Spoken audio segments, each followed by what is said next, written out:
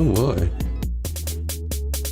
Well, congratulations, Pope. You're officially on time, I guess.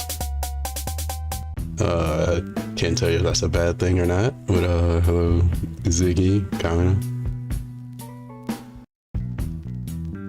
This is gonna be mental torture. So I figure let's just go ahead and start. What? Oh, I didn't tell that to play out.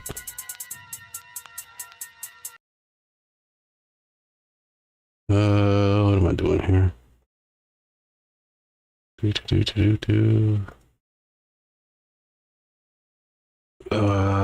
that should be right.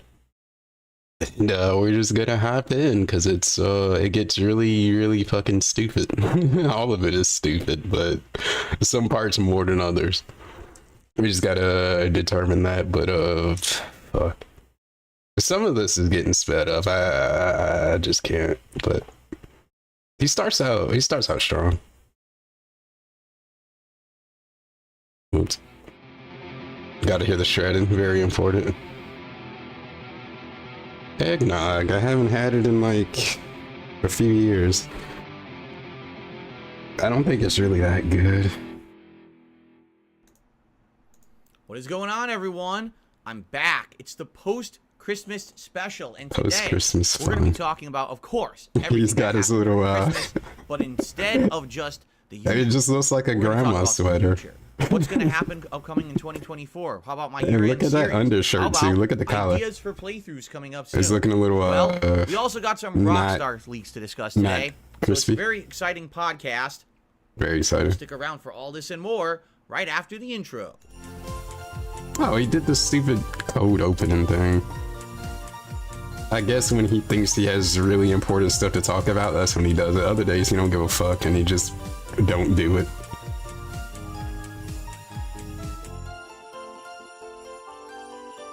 Oh, is this the short intro? I think he has like two different versions. The other one is like way longer than this, or maybe it's the same one. I feel like he got two different ones. One's like the extended cut. Alrighty, everyone. So, but they're both long as hell. The eggnog has been drank. Wow. What else did you drink? The roast beast has been devoured. For today is December 26, 2023, and Christmas is officially over for the year. But that doesn't mean the festive vibes stop, because here on DSP Gaming, we keep this party going. What a party. We keep it rolling. And it will keep rolling. You're still going to see these festive decorations. I'm probably not going to be using this border as much, to be honest. Today will probably be the last day, or maybe next to last day.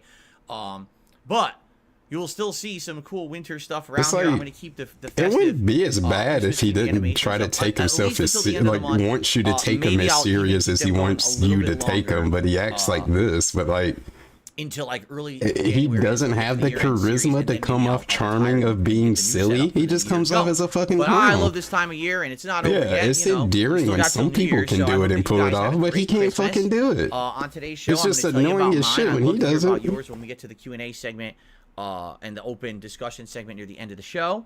Him having silly fun is not fun for anybody. I was not here for Christmas Eve. It's not supposed to be. And also all day Christmas, so I'll tell you about my days off.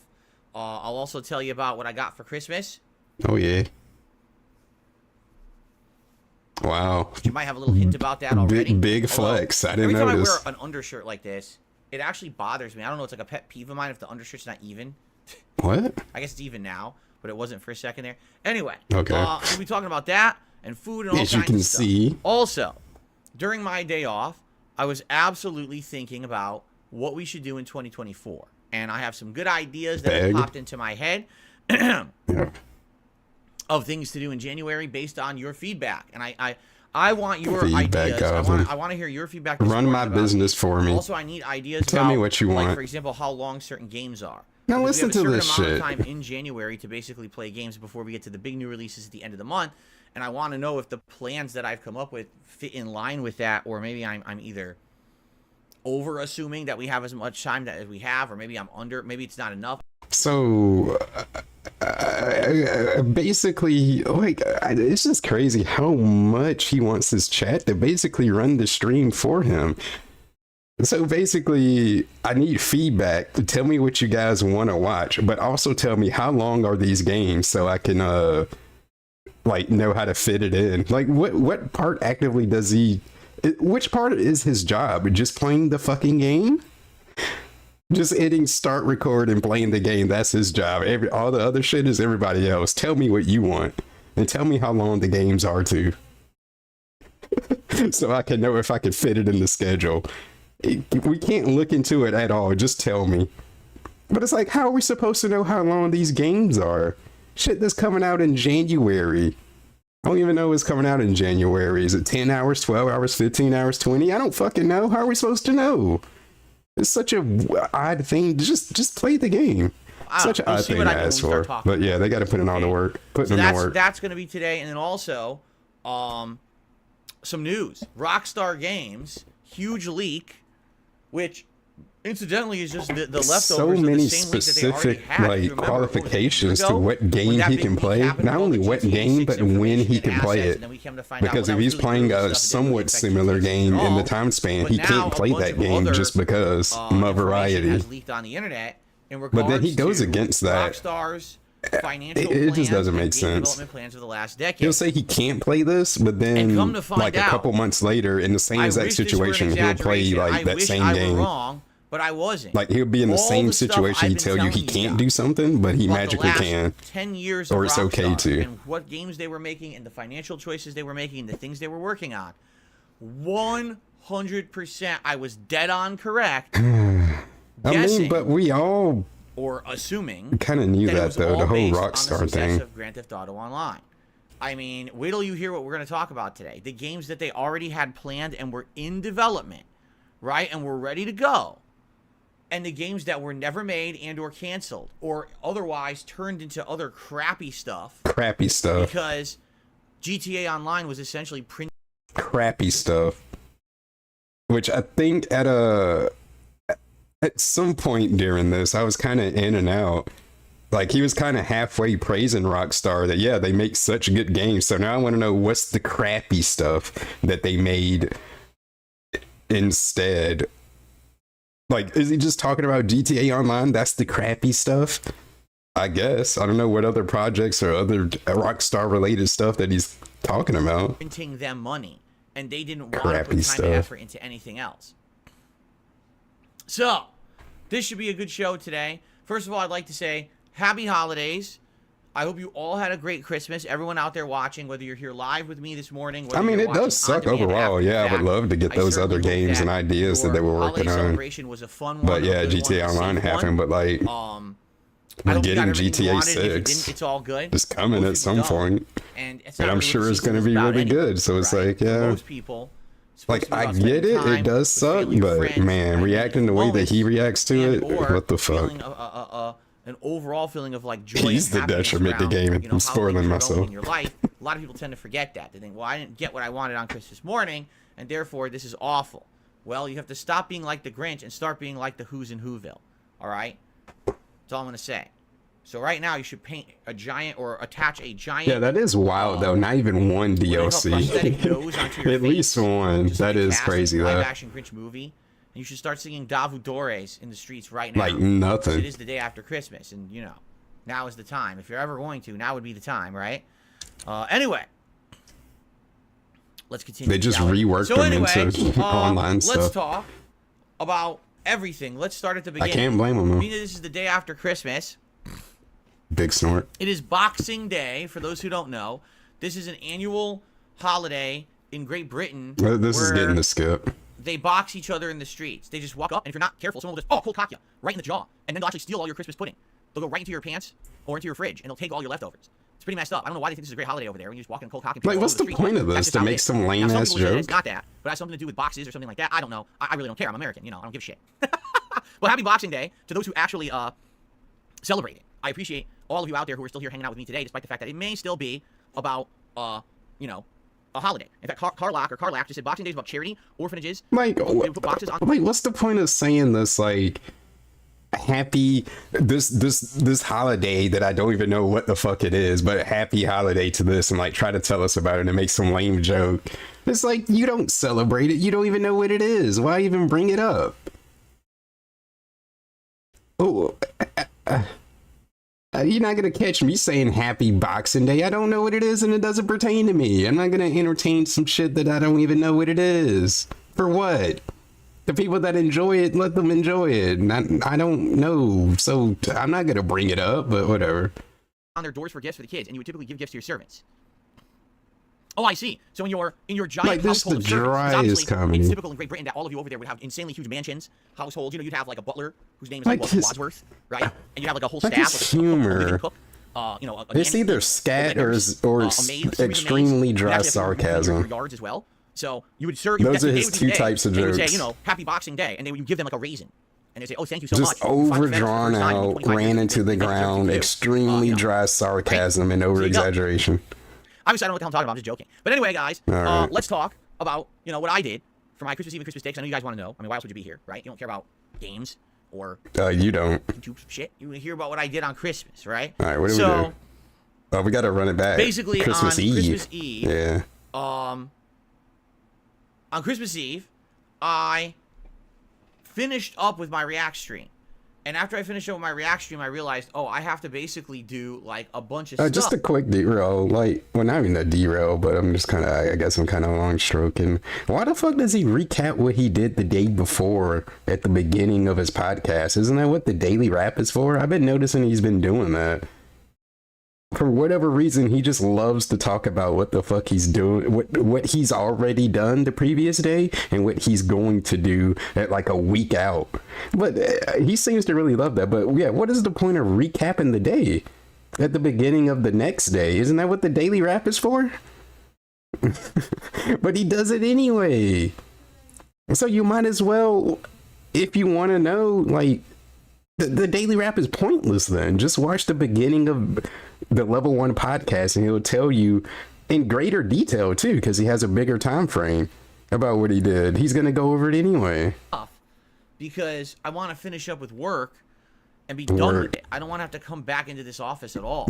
So basically, even though I only finished one stream, I had to do all my day end stuff, which includes updating my schedule, filming the daily wrap, uploading to multiple places. I had to spread out all the videos for the week for the so React much show. work. I had to set and up they the still don't upload in order. Start nominating clips for next week's React show. So I basically had to do like double work in the same sitting to get it all done. And at the same time, we need a new word. He can't use the word work anymore because the word work for him is not equivalent to everyone else's and what the fuck work means. It's just a completely definition for him. So he need to come up a specific word. He need to make up a word and stop using the word fucking work. As soon as I went offline with devaluing the word of work on DSP Reacts, my sister the meaning and value of the word work. I ordered some food because, as I told you guys, we always order like Chinese food on Christmas Eve. Well, guess what, ladies and gentlemen? Listen to this one. This year, uploading to multiple places. Wait, did he say that? Wait. Internet on DSP Reacts, my sister channel, I ran downstairs and my wife and I ordered some food. Oh, you know what he means? He uploaded it on DSP Gaming and he uploaded other stuff on DSP Reacts. That's what he means by multiple places. I mean, I know what you're saying. They're both on YouTube, but they're different channels. That's what he means. I told you guys we always order like Chinese food on Christmas Eve. Well, guess what, ladies and gentlemen? It's a big difference. Listen to this one. This year, you ready for this? We didn't order Chinese food. Why doesn't he do this when he gets big tips? Yeah, I'm pausing the line. I'm gonna regret it. But like when he gets like $100 tips and like big sub bombs and all that shit, how come he don't do that face for that? Or like this zoom in shit for that? I feel like it's more appropriate to do that. Since, you know, it's like a big deal. Like, whoa, super positive contribution, dude. But he do it to be a clown and to fucking make fun of people. When you want to make fun of Snow Carl or 672 or whoever the fuck. When he think people are annoying and he want to embarrass them and talk shit about them, he'll do this. He'll do shit like this. But not when he actually gets positive contributions. Whoa, $100. We ordered Thai food. You don't do that. I'd rather him do that than this. It's very exciting. Wow. Thai food instead of Chinese food. We wanted to mix it up because we had Chinese food like 5 years in a row. You get tired of the same thing, right? So like, let's do it different. We ordered Thai food, and I got this dish that was like cashew nuts mixed in with these rice noodles and a bunch of veggies, like a bunch of green peppers. Asian food is overrated. I had some Chinese, not on Christmas Eve, but I think the day before Christmas Eve. Sprouts and other veggies. And the weird part was, we each ordered a noodle dish, and we each ordered that we wanted spice level of 2, please, because we're white, and white people can't take spice too much. Like, we have like, you get like 3, 4, and 5. Oh, I popped in. I guess I missed this part. I don't remember hearing this. What? It had like sprouts and other veggies. And the weird part was, we each ordered a noodle dish. N-word moment. We each ordered that we wanted spice level of 2, please. Wait, because we're white. And white people can't take spice too much. Like, we have like, you get like 3, 4, and 5, you start crying. And that's no good. You start crying during dinner. You just can't enjoy it. So we ordered level 2. And the weirdest part about this was, we're each eating our dinner. And my wife's like, it's good, but my God, this is so spicy. Next time I'll definitely order level 1 or level 0. And is level 0 a thing? And I was like, that's wait, not even, it doesn't exist. It's 0. And I think mine's 0. Too mild. Let me get the level 0 spice. More spice. So it was kind of like Goldilocks and the 3 Bears. You know, she laid in the baby's bed and it was too soft. What's up, animal? And then she laid in the dad's bed and it was too hard. But then when she laid in the mama too much green bed, stuff in my food. I want more meat, cheese, or the porridge that was more. Too cold, no too more hot. MSG. So it's kind of that methodology. It seems like they didn't, even though we ordered level 2 spice for each dish, they didn't nail it. One was way too much and one was way too little. So we they were actually inconsistent. split each other's dishes. She had half and half, and I ate half and half. Wow. Hers and mine. Teamwork. And then we actually really liked it. We're coming to appreciate Thai You don't eat food like you eat pussy. That often, but there are a bunch of Thai But I don't eat it at all. Yeah. Oh, we're gonna start getting this more often. But I do eat food. It makes more sense because we liked it.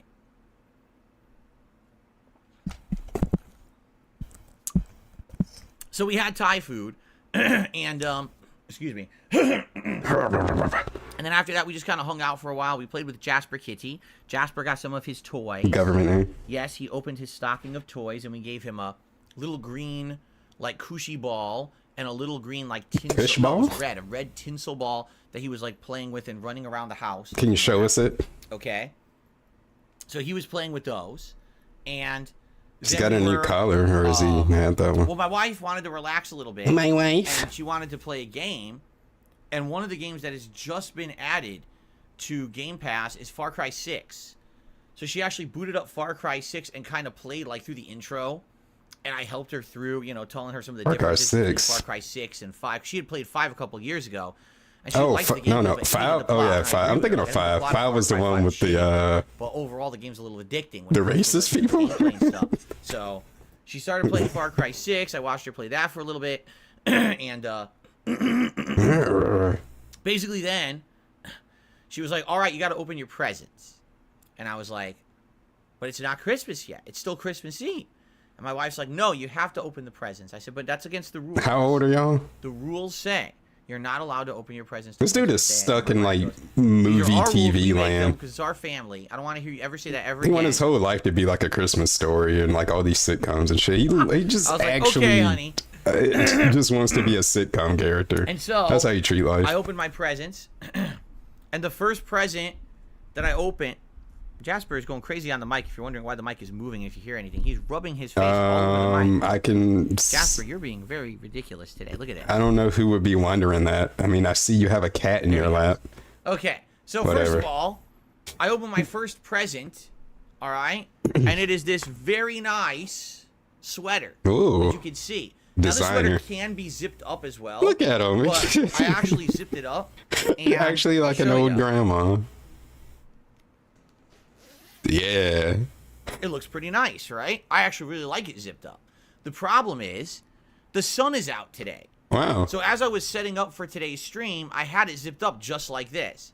And I'm like, oh, it looks good zipped up. Wow, what a nice sweater. I really like this one. Look, it's nice elaborate. Look at the design on it. Why are we wearing sweaters indoors like this? That I own. A lot of people are saying it looks like a cardigan. I have no clue. Maybe it is. I don't know. We don't even know what we even wearing.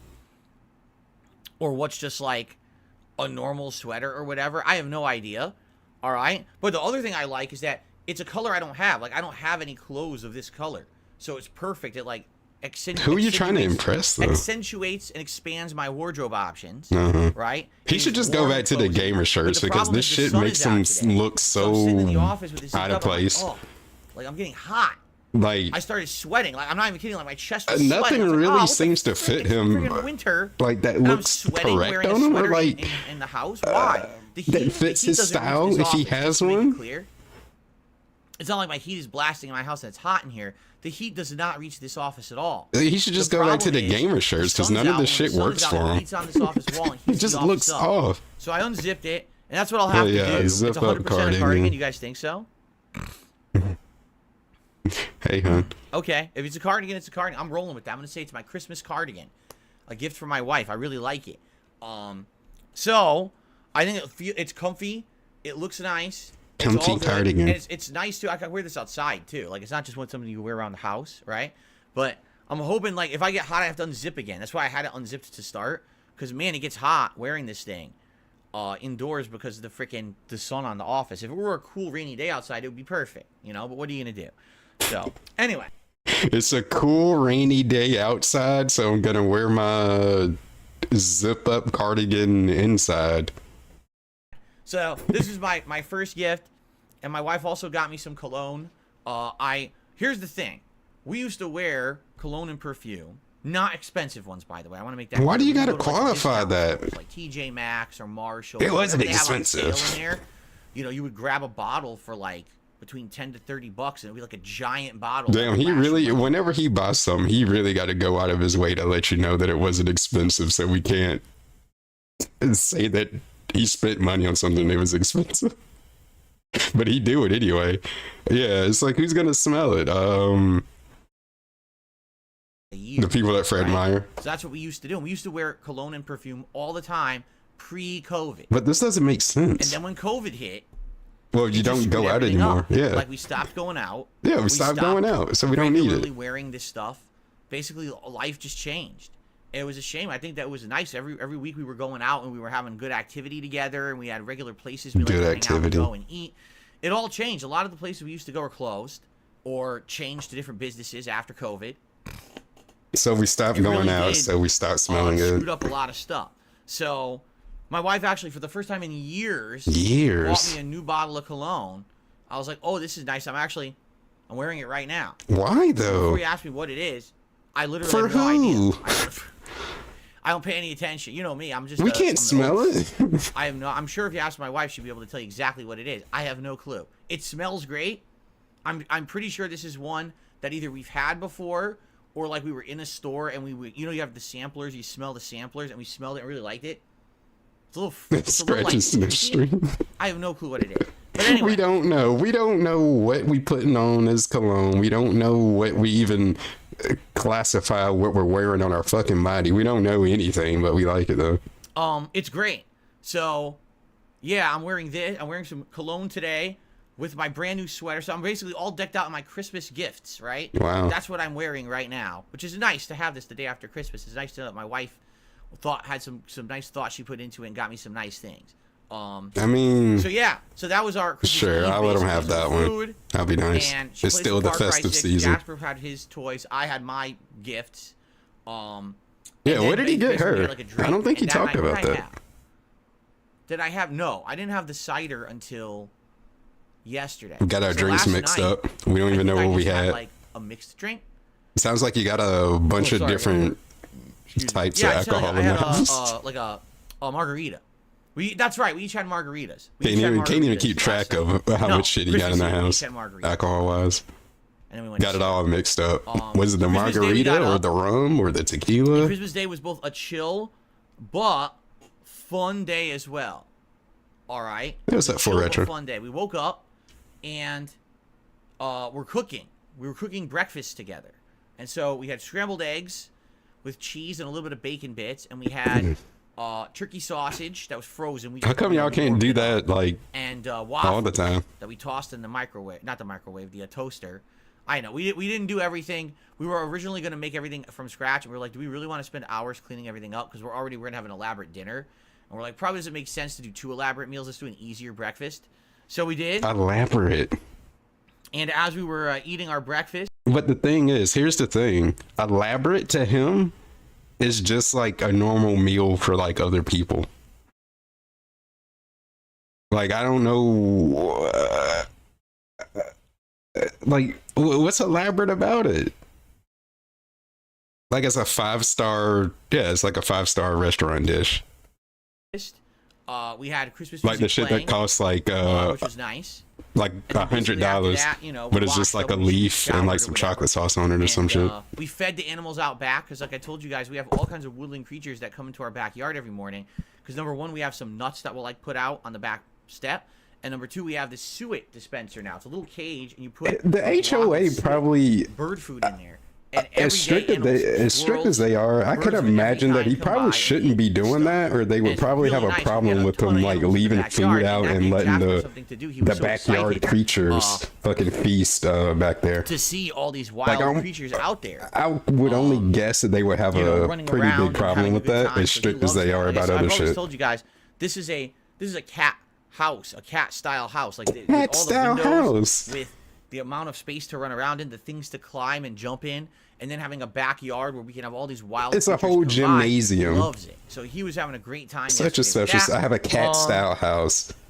Geez, all the things we did over the course of the day. So my wife definitely played more Far Cry 6. She got further into the game, the place I'm living has got windows and fucking shit a cat can jump in and jump out of and this and that. Do I have a cat style house? I guess I do.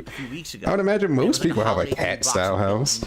Cats are pretty minimum. I mean, my wife doesn't really like white chocolate. I think it's okay. What are we even flexing about? Chocolates that were all white chocolate style. One of them had like cookie pieces in it.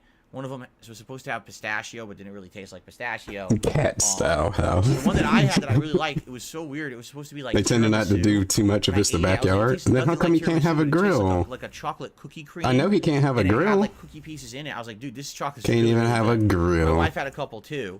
I think one had like strawberry in it. She loved the strawberry one. So we had some of that.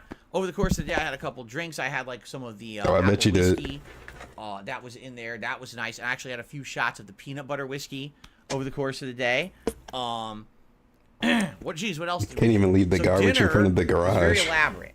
So first of all, our dinner protein was donated by my parents. Wait, what the fuck did you just say? To us before Thanksgiving. Donated by my dinner was very elaborate. So first of all, our dinner protein was donated by my. Our dinner protein. Give me one other person that has uttered a sentence like that. What the fuck? Our dinner protein. Why does he? It's just so weird. It's so bizarre how he talks about everything. So it's like, if I want a protein, I'll eat some chicken.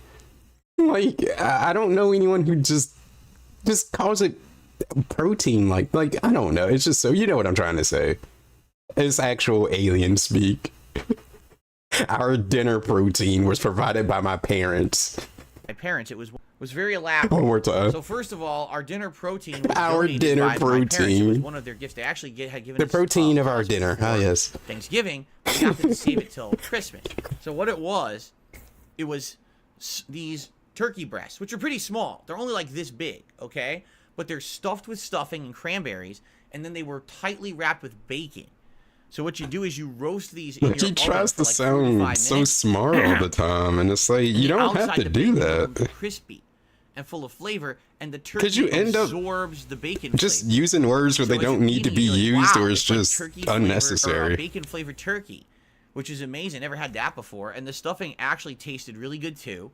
And then we made two sides: homemade sweet potato mashed potatoes. So we chopped them up. He does have a grill? Mashed them up, added brown sugar, some butter. Yeah, you don't ever use it though. And other things to it, right? You talked about wanting to grill so bad, and you don't even use it. We had homemade green bean casserole. Now, the green bean casserole was the first time we had ever made this. It worked, but it didn't. Yeah, so food gets a whole essay. We wanted to go totally, how can I say, like totally authentic. So we got fresh green beans. You know, you can make green bean casserole with canned green beans, but then you're talking about green beans that are like mushy, right? Like they're already mushy and not that good. they probably taste fine, but it's going to become like a goo. So we A opted for the goo? fresh green beans. The problem was with the green beans that we got, it took a long time to prep them. Green bean goo. Ah, So we're yes. standing there, we're like, so should we warm up the oven yet? Well, wait, let's prep the green beans first. And it took us, no exaggeration, like 40 minutes. Because we had to go through all the green beans, cut off the ends, wash them all, chop them into smaller pieces, and put them aside. It took forever. It was like, oh my God. We definitely, next time, I'm probably not going to do that. So then, what do we have in the green bean casserole? There was like cream and mushroom soup, some cheese. Why didn't he chop it up when he was prepping his veggies like he does when he goes shopping? That put the groceries up, pre-chop the vegetables, and put them in containers for whatever fucking reason. Some of those just so they can spoil quicker. Fried onions that are like breaded fried onion crunchy thingies, whatever they're called. 40 minutes to chop up some green beans. My wife was seasoning it with like salt, pepper, and other things like that, right? And but like that's the trade-off. He wants to talk about authentic this, authentic that. Oh, Subway, their food isn't fresh. Fresh. I want fresh food, fresh authentic food. But then when it comes to making the fresh authentic food, he don't want to do it because he too fucking lazy and gotta clean up. It complains about it. He don't want to actually prep the food or clean up. It's too much work. But we love fresh authentic meals. But we don't want to fucking make them though. God damn. That's why we pay other people to make them and to deliver it to his house. And we tossed my wife made the mashed potatoes. Hey, what's up, Bert? Put them aside. And then we tossed the turkey into the oven for like 20 minutes, and then we added the green bean casserole after. So the turkey cooked for like 45 minutes, and I think the green bean casserole cooked for like 25 minutes. And the truth is, we cooked it exactly the right amount because when we took out the casserole, it was perfectly crispy on top. I thought Cat was good at cooking. It would have burnt. We knew that. We saw it. Like, oh, that definitely would have burnt if we left it in longer. So we're glad we took it out when we did. So we really, what do we want? Like ass pats because we cooked correctly? We were keeping an eye on it and we saw that it was time to take it out because it was done. Like we didn't overcook it? I guess, sure. Problem is, oh no, it's still a problem. Because we had used fresh green beans, they were more crunchy. I thought that's what you wanted. I was okay with that, but my wife didn't really like that. She was like, man, I'm so used to green beans not being this crunchy. So the flavor was good. Like the flavor was like tasty. We actually really liked the green bean casserole. So the flavor, but having them be more crunchy. What this tells me, this shit was all his idea. Because he wanted authentic green bean casserole, or at least it makes it sound like that. All this shit was his idea. To make the green beans like that. Because it's like if Cat knew that... You would imagine... Like, because his complaint was it coming out of a can, it turns into goo basically, and it's mushy. So you would think, yeah, we're doing the fresh green beans. It's probably going to be a little crispier. But she doesn't like that, but made it anyway and didn't like it. I don't know. It just sounded like that shit was his idea, and he didn't even. I guess Cat was just okay with it. I don't know. Weird, because it's like you kind of knew what you were making. I don't like crunchy green beans, but let's make it anyway. So it was a little weird. They were all right. Let me put it that way. Like the flavor was good, but yeah, it's not the consistency you're expecting. So it's not as good as you probably would think it would have been. I still liked it, but basically what it was, we ate all this food, right? So the turkey was amazing. But they followed the recipe. Good. The casserole was like, all right, but not as good as we thought it would have been. And then it's like, oh, okay. So now it's time to clean up. Oh, no. Oh, no. Dude, so many dishes. Just for that. For those 3 things we just described. For 2 people. You know, just to make the mashed potatoes, you've got the pot you boiled them in. You've got the bowl that you mashed them in. Okay. You got 100 utensils and things. 100 utensils? For the green bean casserole, we got multiple cutting boards, the strainer, you know, all the utensils and things we use to mix it with. And yeah. Y'all need to just...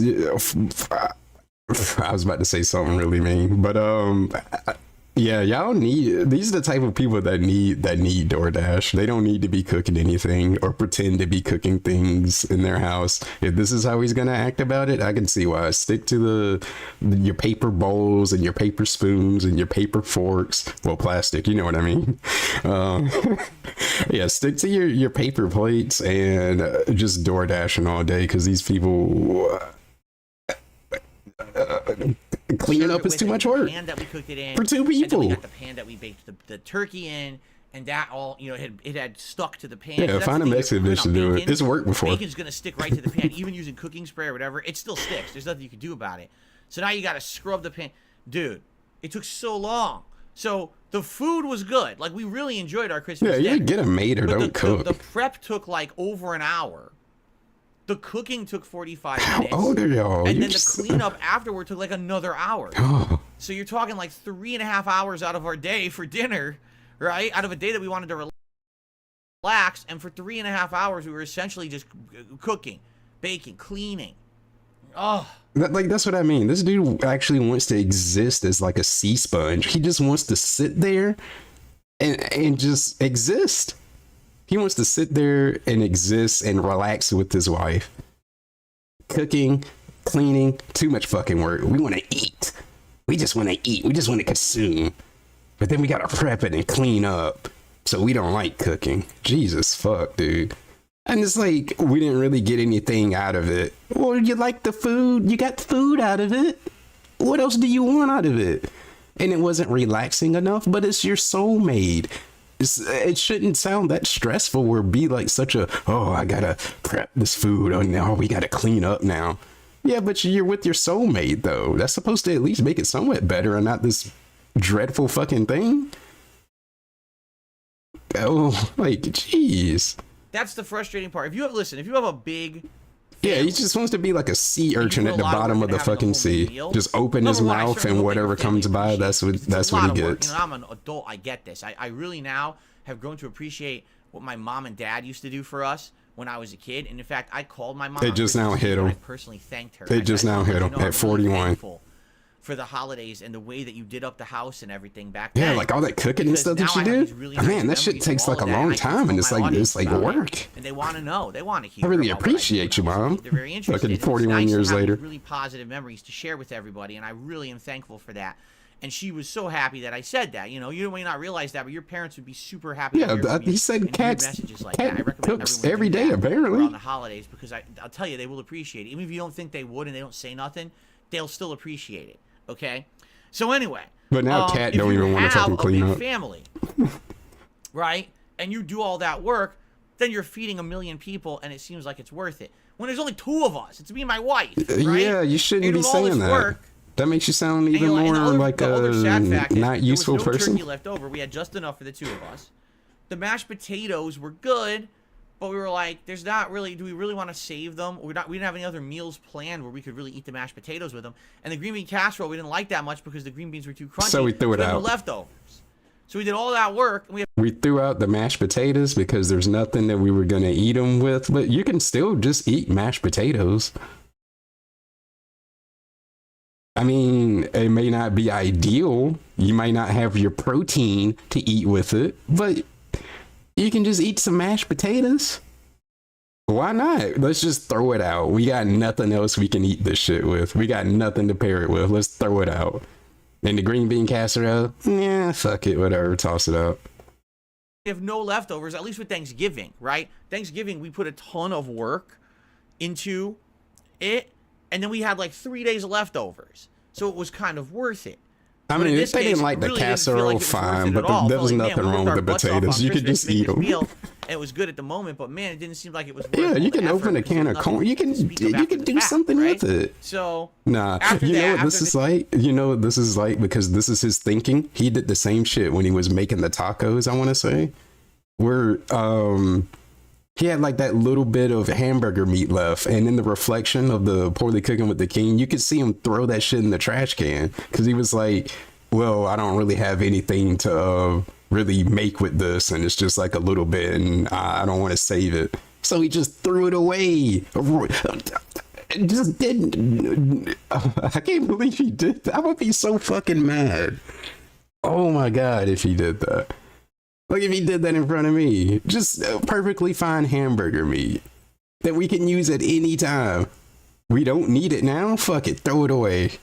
He still has that thinking. Just absolutely wasteful. Just being wasteful. But this the dude that beg you every fucking day for money so he can buy that stuff. Just so he can waste it. Christmas dinner. Basically, if you could believe it, I said to my wife, All right, well, first of all, this kind of sucks, but we definitely need to fold clothes. We've been washing clothes like all weekend, and we never folded them. So like my drawers are empty. I didn't have a clean pair of underwear in my dresser to put on today. And I was like, we definitely got to fold clothes. So this way we'll have clothes for the week. And of course, and they were so busy relaxing, they didn't even fold clothes. Bro, that house is in shambles. He got empty drawers. It's just sitting in I don't know.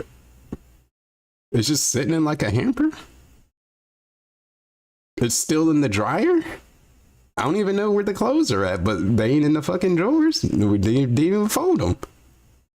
Too much festivities. Do it. Too many festivities. So Too many peanut butter whiskey shots. shots. All the clothes, but I helped her this time. We got through it. We had Christmas music playing while we did it. Yeah. And then, like, what else do they have to do though? That's what I don't get. Right? Well, let's watch Christmas stuff, right? My wife goes, nah, Christmas is basically over, so let's not watch. So we ended up watching zero Christmas content. Big ups, Cat. We didn't watch the Polar Express. Actually, big ups, Cat. Fucking stinky ass Christmas movies. We didn't watch Emmett Getting the Otter's fuck out of here. Christmas. Yeah, we ain't watching that shit. Christmas. We didn't watch the Charlie Brown. Yeah, we had Christmas. enough. We didn't watch Rudolph the Red-Nosed Reindeer. We didn't watch Santa Claus is Coming to Town. We didn't watch Jingle All the Way. We didn't watch Home Alone. You know, we watched nothing. You know, he was hurt by that shit too, because that's like his favorite thing to do is to watch Christmas movies. I mean, which is fine, but it's like I'm all for the holidays. I just can't stand how extra fucking fake that he acts during this time. And it's like, I'm gonna do the Christmas thing. We're gonna watch Christmas movies, and we're gonna be all decorative and festive, and don't be a bah humbug. 'Tis the season. Gotta be happy and be nice to everybody. 'Tis the season. Like, I hate that shit when he does that. Like, yeah, don't watch any movies with him. Don't. Big ups, Cat. We ain't doing that. Fuck your Christmas movies. No Die Hard. Nothing. Same shit every year. Tired of it. I gotta hear this music for like a whole month before it's even the time for the fucking music to be playing. I watched Gremlins. I had watched Scrooge. I had watched National Lampoon's Christmas Vacation. I even watched a new movie that I'd never seen before, Christmas with the Cranks. So yeah, at least he got I his got Christmas my Christmas fix before Christmas, because we watched absolutely no Christmas stuff on Christmas at all. Good.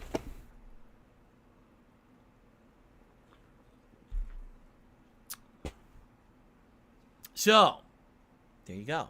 And then after that, what do? We watched someone play the Bloodborne DLC. That's really random, but okay.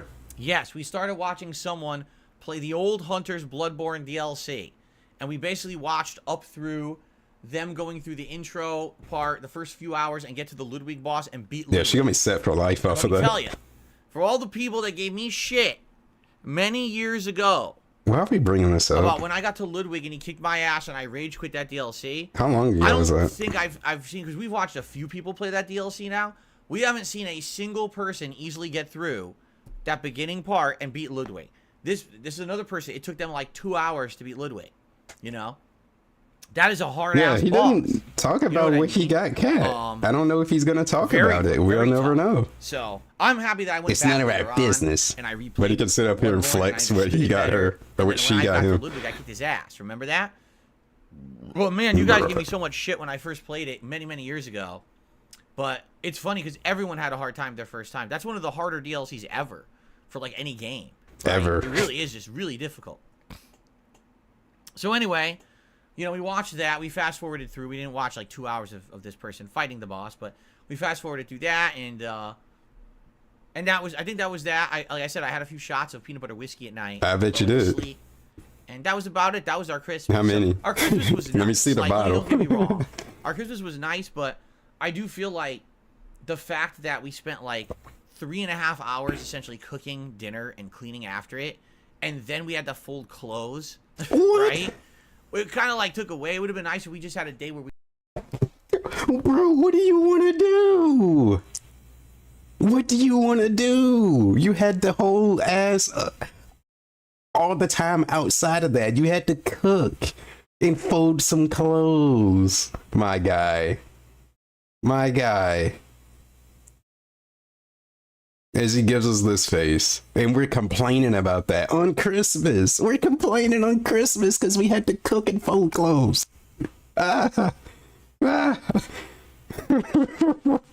He really doesn't want to do anything. What constitutes as relaxing to him is literally where he can wake up, eat and drink all day, and then fucking pull some Hogans and go to sleep. That's a perfect day for him. But don't fuck it up when he actually got to cook for himself and clean up and fold clothes. Yeah, actual sea urchin. We just want to sit at the bottom of the sea and just inhale whatever comes our way. That's all we care about.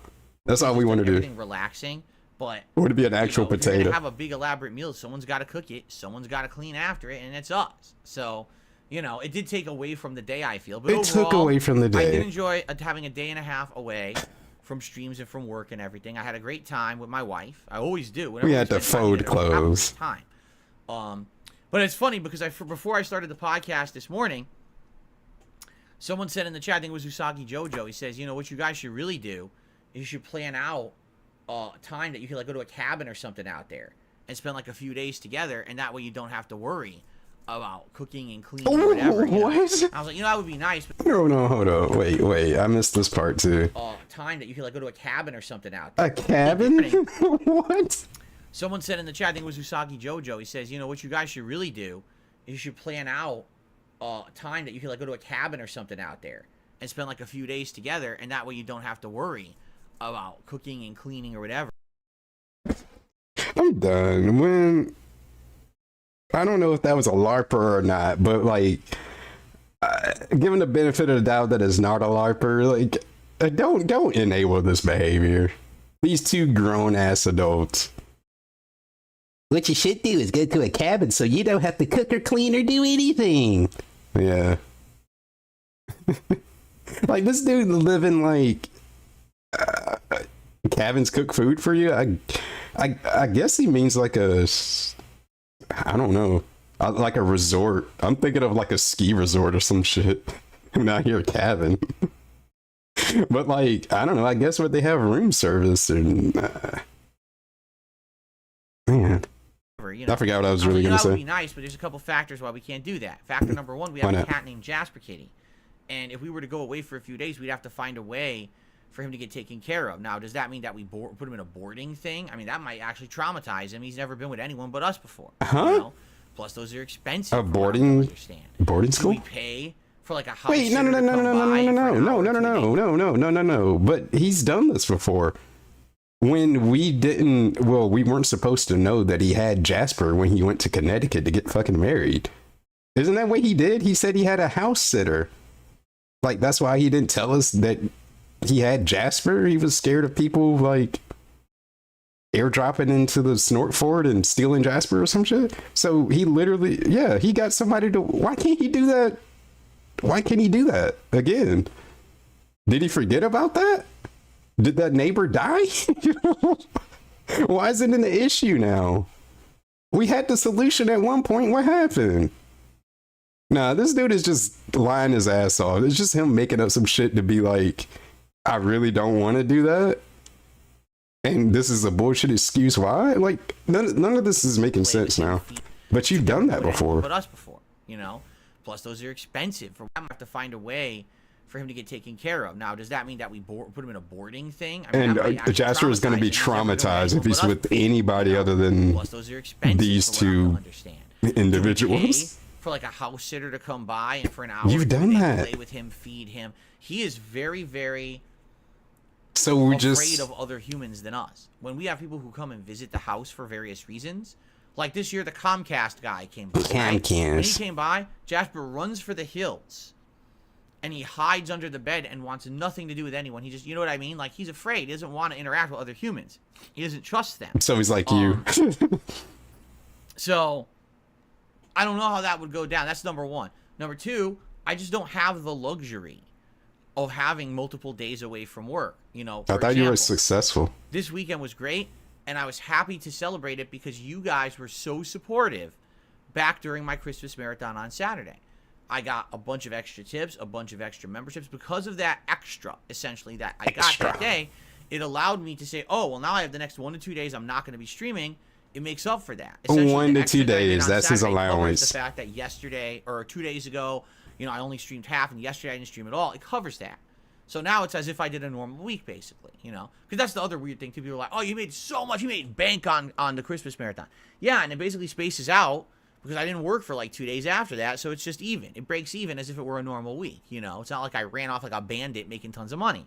And I'm happy for that. I'm grateful that you guys allowed me to do that, but how on earth would I have, like, how would I make enough extra to basically account for like a whole week away from stream? How much do you need? And to give you the perfect example of this, I was sick at the end of October. I had COVID. You know, I say probably because I had every symptom of COVID, but we didn't take a COVID test. Well, so I guess no, you didn't take a test. You can't say that you had COVID. I don't give a fuck what your symptoms were or what you thought you had. You didn't get the test. You can't say that you have it. You don't know.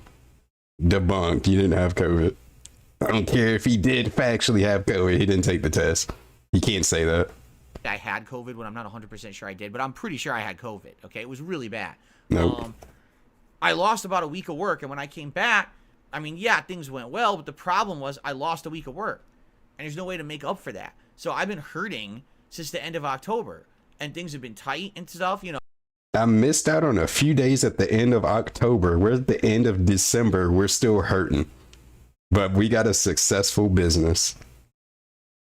All right. This is the season when things should be up, right? Like, oh my God, if you a successful business with no fucking profit. I'm penny pinching basically. You know, there was weeks when I was like, I don't know if I get the new game this week or whatever. And he's the one that's making it sound that way. He'll tell you he makes good money. He does make good money. But we all know where it goes. That's the part you don't tell you. You know, it's in the old days. It basically used to be that there was so much ad revenue to go around on YouTube. So now ads are the problem. Tons of ad revenue. You have no concept. It was like 10 times stronger than today. That even if I was sick for a week, all the residual views and stuff I was getting on all my content would add up to so much ad revenue, it wouldn't even matter. It'd be like, damn, the sickness. Oh no, I lost a tiny little extra because I didn't upload this week, but so much other stuff brought in revenue, it didn't matter. Now it's very, very much the streams. These live streams, this is where I make the vast majority of all of my income. So if I didn't stream right now, I would go out of business. Like, no exaggeration, if I said I'm just that's a very stable business again, like I used to be, and just make on-demand videos, within a week, I'd be done. I'd go out of business. The streams that keep me alive. So if I'm I'm actually not on hanging stream, on by a thread. You know, how do I account for the fact that I want to take a whole week off? To how come you don't have supplementary money money coming from? You know, so right now we're not in that kind of a situation because I know people say that kind of stuff. Don't business generate? I can't right now. I would love procedural money. That's not the word, but you know what I mean. You know, we're looking to hopefully in the next couple of years get to a better situation. Procedurally generated money. Right now we're stuck, you know, because of everything that's happened in the United States with the government. Oh, the government. Interest rates and inflation. And I don't want to sit here and bitch about politics and stuff, but it really has negatively affected waiting for that politics out of our control. We didn't make the economy tank. We didn't make interest rates triple in the last 2 years. Residual. That's what I was trying to say. And all kinds of shit going on that screwed everything up. Hopefully those. Yeah, where's the residual income? And in the long run, things will get better. You know, we'll see. But for now, it is what it is. We enjoy. Yeah, how long is he going to talk about being sick at the end of October? It's like 2 months later. Already at work, and you know, back to normality. It is what it is. But thank we you still all hurting. We're still in the hole. To have that time by helping us and supporting us earlier this week. That's really appreciated because again, it's very much because of you that we're able to do that kind of stuff. So thank you so very much for that. Okay. All right. So. Like, we literally just making money on a day-to-day basis. Now, we'll talk about your holiday. We gotta be here. What I feel we should do is go through the schedule. I want to tell you about my plans for 2024 because I think I have some good ideas. I'd like to hear your feedback. I want to talk about the Rockstar Games leaks, and then we'll get to the Q&A schedule stuff, segment. So here's the deal. Here's the schedule. Let's get right to it. Today, Baldur's Gate 3 continuing on, and it looks like we were in the spider cave. I don't know if we're done with the spider cave because we beat 2 spiders, including a boss. But I don't actually know if that's the end of it or if there's more in there to do. So we'll have to see. But then after that, I don't know what's next. Jeez, this dude bumping the mic and just leaning and. But as you know, Baldur's Gate 3 has been a great playthrough. A lot of interaction, a lot of engagement. I love that. I love that we're hanging out with each other and having a good time together as we play Baldur's Gate 3. I hope we keep that up. I really feel like if we do keep up the level of engagement and everything, that this will be one of the better playthroughs of the year. It's actually, I feel like we're actually getting better. Like at first, I feel like I was flubbing through and not understanding the game. Now, we're almost 20 hours in, I feel like I am getting a better handle of it. And because of that, I think the playthrough's just going to get better and better. Especially with you guys still coming and hanging out with me. So this is I think it's going to be great. Let's see what happens today. Okay, tonight on the late night stream. It's a continuation of Like a Dragon Gaiden, my late night chill stream game, but it's going to be all story. Late night chill stream game. Doing kind of the side content of it. That at this point we've done it all. Like there's really nothing left to do. And he's gonna play the new Yakuza game whenever that comes out. No, wait a minute. He's the one who's always talking about, oh, people are gonna get burnt out if I play the same type of game over and over, or this and that. Why are we playing another Yakuza game? We're currently playing one. We're gonna rush to finish that one so we can play the other one. Like the actual Yakuza, not the Like a Dragon thing. But that's okay to do back-to-back long-form JRPGs, though. But he's so wishy-washy with everything else that he plays. Because I told you guys I'm committing to getting a good amount of gameplay this game every week. Even this being a holiday week, I wanted to get around 9-10 hours in, so we are. We're doing more Baldur's Gate 3 tomorrow. And I should have just left him going. He wasn't saying nothing. Modern Warfare we both play, okay? And I think we'll just be silly. We'll pick random loadouts. Maybe we'll go with dual akimbo handguns. Maybe we'll mix it up and do something different. Maybe some melee. I haven't done melee attacks in a while. I was doing really good with the melee attacks, right? So we'll have a fun kind of mess around stream of Modern Warfare tomorrow night. I'm off for streaming on Thursday, all right? That'll be my day to run errands and all the things I didn't do over the last week during my time off. Now I've got to do it all on my day off. Then Friday, more Baldur's Gate 3 and Friday Night Fights, more Blanca and Street Fighter 6. Saturday, we're going to do Endgame of RoboCop. I don't know if we're going to beat it, but we're going to I thought he beat RoboCop. And then Saturday night will be more Like a Dragon Gaiden, and we'll see how far we get. Again, I don't know what's in the game. Sunday will be our usual react show.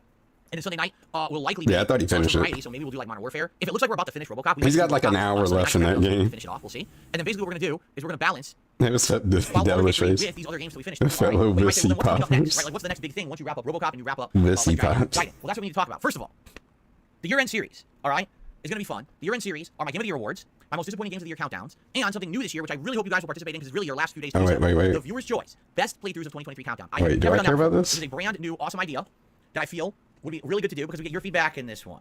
If you're interested in participating, type !best of 2023 into the chat right now. So what is this? The countdown thing? And what you can do is nominate what your favorite playthroughs were of the year. None of them.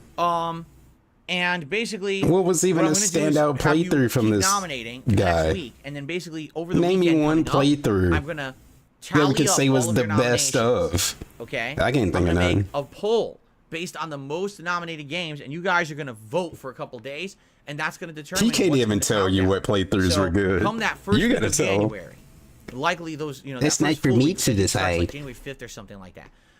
Weeknights are gonna be these countdowns. Instead of it being like a late night stream of whatever, it's actually going to be like one night will be the most disappointing games of the year countdown. I will outline. Just make a YouTube video like a normal fucking person and stop doing all this shit live because that's the only thing that you want to do now. And then one day we'll do the viewers' just actually cut corners and just click start record and just wing everything. Fuck writing the script, fuck editing. We're just gonna do it live. The worst way to do a countdown like this. I'm gonna offer no insight. We're just gonna fucking just talk off the top of our head. But likely we're not going to be far enough in the game by the end. Is he going to do the thing where he shows gameplay clips with no context to it? Not even showing the shit that he's even talking about? Maybe a lot of you guys will think this playthrough is my best playthrough of the year. And you want to vote it in, right? We'll see. What about multiplayer? He's showing gameplay and it's like him in the menu mode, leaning in, fucking banning somebody. Like in the last year, I played Resident Evil 1. I played Chrono Trigger, right? Those are throwback playthroughs. And I'm not going to say those are my favorite games of the year, but you could say your favorite playthroughs, right? So, there you go. Oh yeah, he didn't even finish it. He just rage quit it because he thought it was going to be easy. First week of January. All right, now, once we beat RoboCop, he wanted to do his because he already had Q&A scheduled because he thought it was going to be easy and he was going to beat it real quick. Some Street Fighter 6 and some Modern Warfare 3, right? Here's my ideas, and you guys can agree or disagree, but basically, you don't have to tell me that I can agree or disagree with something. These are games that you would be interested in. But thank you. Thank you for giving me your blessing. And, engage with them, support them. What are we doing? And you want to see in January. With our hands.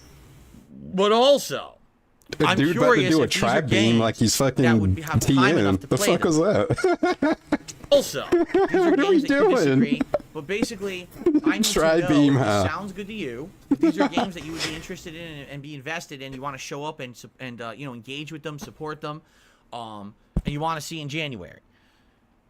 But also, I'm curious if these are games that would have time enough to play them, because if you were here for my gaming schedule update, which we just did on Saturday, the video's live on the channel, by the way. It's about an hour long, and what we discovered is that in January, there's almost nothing whatsoever in the realm of new releases till the end of the month. In Yes, fact, there is. No, there's plenty of stuff released. I don't feel like going to it, but what event was that? No, it just happened. Whatever recent event that he had, where he was like reading off the schedule or like the games that are coming up and shit. Because all it was him staring at his phone, him reading out a list of games, and the games that he didn't recognize, him basically shitting on it and saying nothing about it because he doesn't know what they are, and him only paying attention to like Final Fantasy 20 or some shit. Just a bunch of sequels of pre-established stuff, or if it's from a big AAA company like the EA, Ubisoft, Bethesda shit. So there's no releases coming out except it is games. It's just a bunch of games that he don't even care to even look into what they are because your company isn't big enough. Whoever made the game, I'm sorry. It's not big enough to get recognized by Mr. Phil Burnell. You just weren't big enough. Sorry.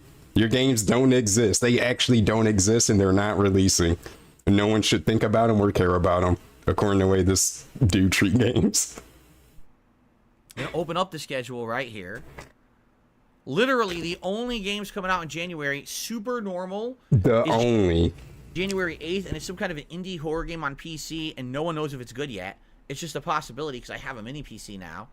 And Prince of Persia: The Lost Crown is the remake or restarting of the whole Prince of Persia franchise, and it plays like the old school 2D games. Boo. That comes out January 18th. I wanted my Sands of Time remake. Old school 2D platformer game. You know what I'm saying? Like, I don't think that's really going to be that crazy of a game.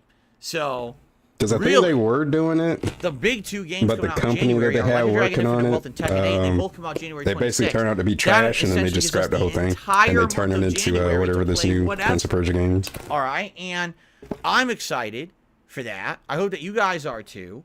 But what do you want to do besides Baldur's Gate 3? Well, here's my ideas. All right, idea number one, and this would be the game to replace the late night chill streams. All right. My first idea is essentially a game that I've actually been very interested in, and I missed out on. Yeah, what about the meme streamers? For various different reasons. But now, this game has gotten mass recognition and accreditation. This is a game that won Indie Game of the Year. No, those things you don't care about. The game I'm talking about is Sea of Stars. Like, that's the only way you can convince him to play a game, if it's popular enough. And if enough people say good things about it, then maybe he'll consider your game. But he won't go out of his way to actually look up a fucking game that he doesn't know and just see if it's something that he would like or it looks interesting. Other people have to fucking do it. Other people have to say that it's good for him to even consider it.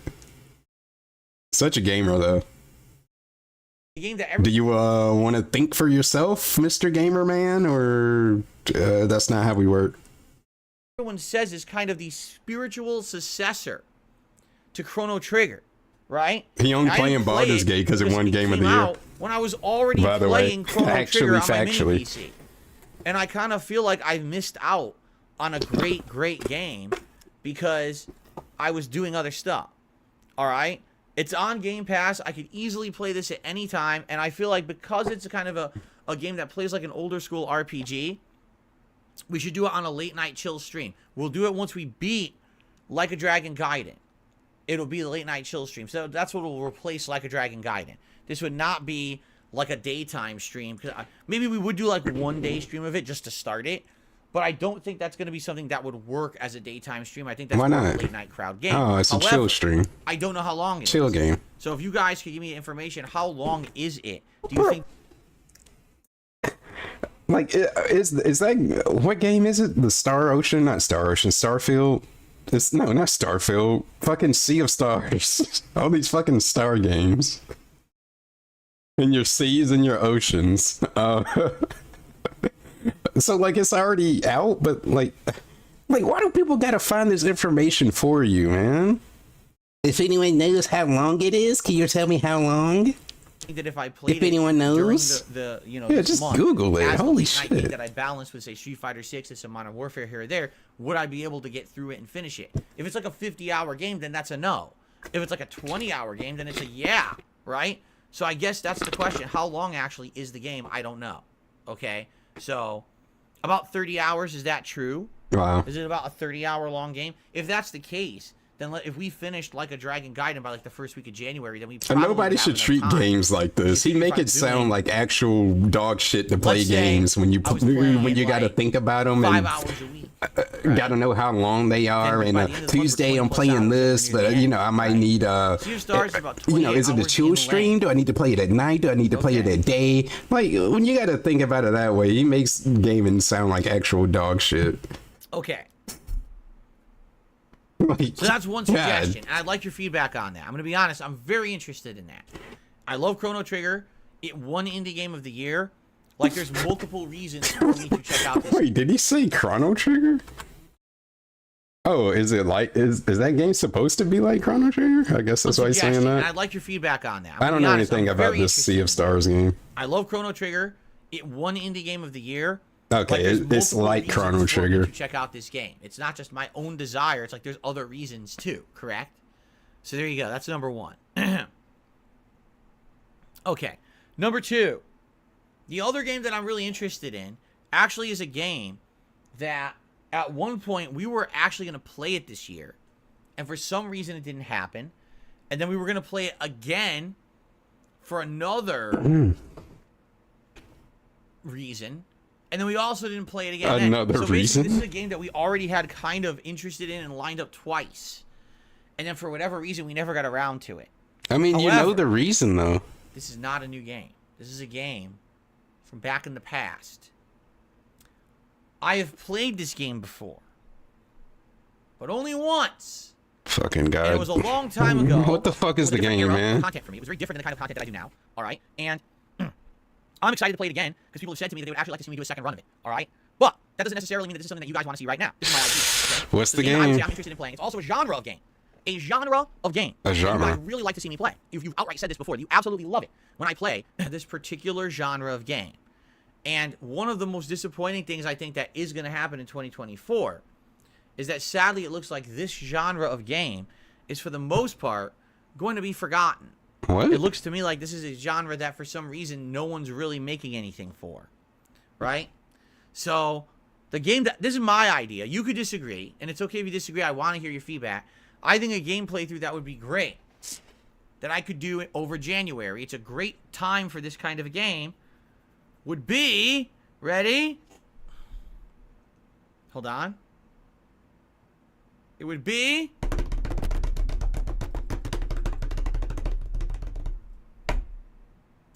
Fuck. Resident Evil 0. Wow. Which I've only played once ever, like a decade ago. What do you mean the genre is like gonna die or whatever? Isn't Kojima? He's making a spooky, scary game. He's the OD game. And the Silent Hill 2 remake's coming out. I mean, well, damn it, those are two games that I can think of off the top of my head, and I'm sure there's other horror games that are gonna come out. Maybe not from big studios, but it's two more than he can name. But all this hype for Resident Evil 0? And I actually don't remember the game. Oh, shit. I don't really remember it at all. Okay? Didn't and he play people said Alan that they Wake actually 2? liked Isn't that playthrough, considered a but I don't really horror remember it. game, So, is it kinda? any good? I guess not. Would it be exciting? Is it rage-inducing? I don't remember it. Okay? We were actually supposed to play this earlier this year. And then for some reason, we didn't. And then we were going to play it during the Halloween marathon. And then the Halloween marathon didn't happen. So, like, multiple times we had this lined up and we never played it. Okay? So that's what I'm thinking. Now, you could, if you disagree, if you actually think that what would does it not be mean good, the horror genre is alright, going to be then let me forgotten? know. You just played But I one felt this like year. that could be kind of neat. Because again, And it's a game you liked, apparently. The last time I played it, I was not an interactive live streamer. Signalis came out this year. For myself, so now actually being an interactive live streamer with full face cam and everything, it would actually be a much better play. That wasn't last year, I don't think. So I think it would be pretty fun. Now, if you disagree with that, We don't have to do it. There's other things we could do, or maybe we Survival Horror just fell off the fucking earth, I guess. Evil or something like that. There's other options. You know, January could be like. I also don't know how long Resident Evil 0 is. Oh my god! We could do like Resident Evil 0 and Resident. Him and the length of games, man. That's the first thing he think about. How long is it? Evil Code Veronica X. I don't know, man. Play it and fucking find out. Get this. How about a game that I've never played besides when it was the new release? How about Resident Evil? You got to tell him what game you want him to play, and you got to tell him how long it is. 6, right? Which I only played as a co-op playthrough at launch, and that was it. Yeah, don't play Resident Evil 6. Nobody wants to see that. So I have all these different ideas, but I feel like I should do. Wow, I got a tickle in my throat. I feel like I should do survival horror over the course of January because there's really no survival horror. If you're not aware, in this year, there's that Alone in the Dark game. Oh yeah, Alone in the Dark game. Yeah. Basically, it's been delayed multiple times. No one really knows what the hell it's going to be, and no one knows if it's going to be any good. It's supposed to come out in like late March now. But like survival horror seems like it's absolutely going to be forgotten. It's going to be forgotten. OD's coming out, right? Alone in the Dark, Silent Hill 2 remake. I'm kind of feeling like maybe, yeah, we some other stuff that we don't know about yet, probably. Because survival horror balanced with Baldur's Gate would be like perfect. Like, what a contrast! Not even close to being the same. No one could possibly say I'm playing too much of the same main game. It's about to go extinct. Slow-paced narrative RPG balanced with survival horror classics, right? That's what I'm thinking, anyway. No, you're thinking way too much about it, man. So, please give me your feedback. That's what I'm thinking. All right. If you have better suggestions, I'm all ears. But the way I would approach Callisto Protocol, this week, Dead Space. Next week we balance Baldur's Gate with RoboCop, and hopefully we finish RoboCop. Okay. That first week of January, it's Baldur's Gate balanced with he want, like, the conclusion of like a fucking 5 survival horror games a month, plus some Street Fighter and I don't know what he wants. Modern Warfare and stuff like that thrown in. And then once the year-end series are done, that's when we start up with new stuff, with Sea of Stars, Resident Evil 0, or another classic Resident Evil, something like that. Yeah, that was a rough time for Capcom back then. So that's what I'm thinking. That's my thoughts for January, and that'll take us through January until we get to the end of the month and the new releases. But let me know. I want feedback. If you absolutely disagree with this, I want to hear that you disagree. But the other thing is, don't just say, "Oh, I totally don't want that." You do that. By the way, I have no suggestions whatsoever of what you should do. You just shit on stuff and never suggest anything. It really is. It's worthless feedback. To, if you don't be want that person. let me know what you think would work. And then we can talk about that, right? Then we can figure this out. Yeah, you should play Kuha. He can emulate it on his mini PC.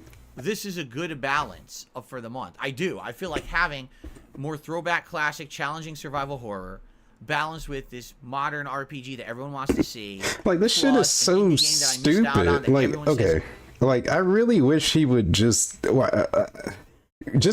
games that you want to play. It's like now he goes out of his way to fill this quota, this variety quota. I gotta make sure that I'm playing a racing game. I'm gonna be playing an RPG game.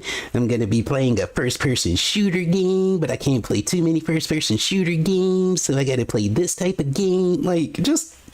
Can you just play games that you like or that you think are interesting and stop trying to fill this bullshit quota to say that you're a variety streamer? Like, it's just, he's thinking about, like, this in such a, to me, like, there's a better way to think about this. It's like he's putting all his brain power towards something that really doesn't matter. I don't think it's really that big of a deal. If you play a first-person shooter and then there's a new first-person shooter out, and it's just the way that he... Oh my god, I don't even know how to even put what I'm even trying to say. It's like he's catered this audience, but it's like all of it is his fault because he goes out of his way to be such a variety person, that he's fractured his content to be this way. It just sucks. That's basically what I'm trying to say. Multiplayer tossed in there. I think that's a great For better or balance. worse, it just sucks. So there you go. But you all right. probably get the point that I'm trying to make. He don't need to be approaching it like this. In the works, but I'm not going to spoil anything yet. All right. I'll just say that. Perhaps there'll be a little bit more of interesting stuff that we will discuss soon. All right, but not right now. Okay. That's the schedule. So, ladies and gentlemen. Oh yeah, the cross tech and DLC. I would just like to take a quick moment to remind all of you, as I cancel out this ad, because I want to talk to you for a second, so I'm canceling an ad that was about to play on the stream. That I rely on crowdfunding to make my living. That is how I actually support my business, is through crowdfunding. It's not. No, it's not they support your business. You don't support your business by being crowdfunded. It's not click this referral code and buy a shitty product and make me a few extra bucks. It's not let me sit here and shill and advertise. Yeah, cancel his ad for his own advertisement. Your support during streams primarily is what keeps me afloat. So if you like this content, if you've enjoyed this podcast, if you enjoyed all my holiday stuff, if you're looking forward to everything that I just mentioned to you, and you think that this could particularly be something interesting in the future. It's not. Okay? Let me know by supporting the stream in one of these following ways. Let me know by giving me some money. Right now we're at 687 members. We were over 700. In fact, we were at 720 members the other day. And I went on Christmas break, and I come back, and we're at 687. I've had enough. That's where I got the thumbnail for the stream. I'm just kidding. It would be nice to get back to 700 today, considering the fact we have. Why does he do this? Full length. I'm just. I've had enough. Look at this, and he does this like even when he's not like on purpose doing it. He already makes faces like this, like just when he's talking normally. So many shots where he just bugs his fucking eyes out for whatever reason. So many screenshots you could take of him if you just pause it randomly and he's bugging his eyes out at you like an actual lunatic, like an actual crazy person. This is how he's looking when he was looking for his DoorDash, going door to door looking for his fucking lost DoorDash order. You know, on people's steps with a flashlight looking like this. I'm just kidding. They should have called the cops. I'm just kidding. It would be nice to get back to 700 today, considering the fact we have a full-length Baldur's Gate 3 stream, and we have a nice Like a Dragon Chill stream later today. It would be great if we could get back to 700 members today. So please consider becoming a member, or maybe consider gifting some memberships. Listen, I know Christmas is over, but this evening of giving continues, all right? Like, it's all hypocritical. Appreciative of receiving a gifted membership. I'm very sure of that. So please consider maybe gifting some memberships to the channel. You know, super chats, super stickers, all great. Super thanks on a video. Thank you for those. Tips are great right now. We will actually have the tip goals. Well, let me put it this way. Yes and no, we will. If we hit $100 in tips today, I will absolutely put on a hat, but I'm not going to be wearing a vest over a cardigan. Take the cardigan off. Right? I'm not going to dress up like I'm the freaking kid. The little brother. You can take the cardigan off. You don't have to wear the cardigan because your wife bought it for you. This ain't. But this ain't like first day of school because your mama bought it for you, and you kind of have to wear it because it's like the first day of school and your mama bought it for you. Sure to wear it. You don't have to do that. You can take the cardigan off. But he has to wear it. He has to, because it's his Christmas present. We will still have some tiered rewards. But whatever. Those goals. Whatever, man. So please consider tipping. It helps a lot. My day off is just around the corner. Yes, tips would absolutely help. You can't take clothes off. You got to pay him to put clothes on only. It's all the liquidity I have is from tips during these streams. So if you could tip today, that support would be greatly It's such a lame thing. I'm not going to be wearing a vest and a cardigan. There you have it. Just take it off, man. You got an undershirt on, actually. I'm not going to. But you don't wear one when you wear like the skin tight, the Uniqlo shit. So you don't wear an undershirt. You can see his nipples and everything. He need to wear one. I'd like to say is my favorite segment of the show.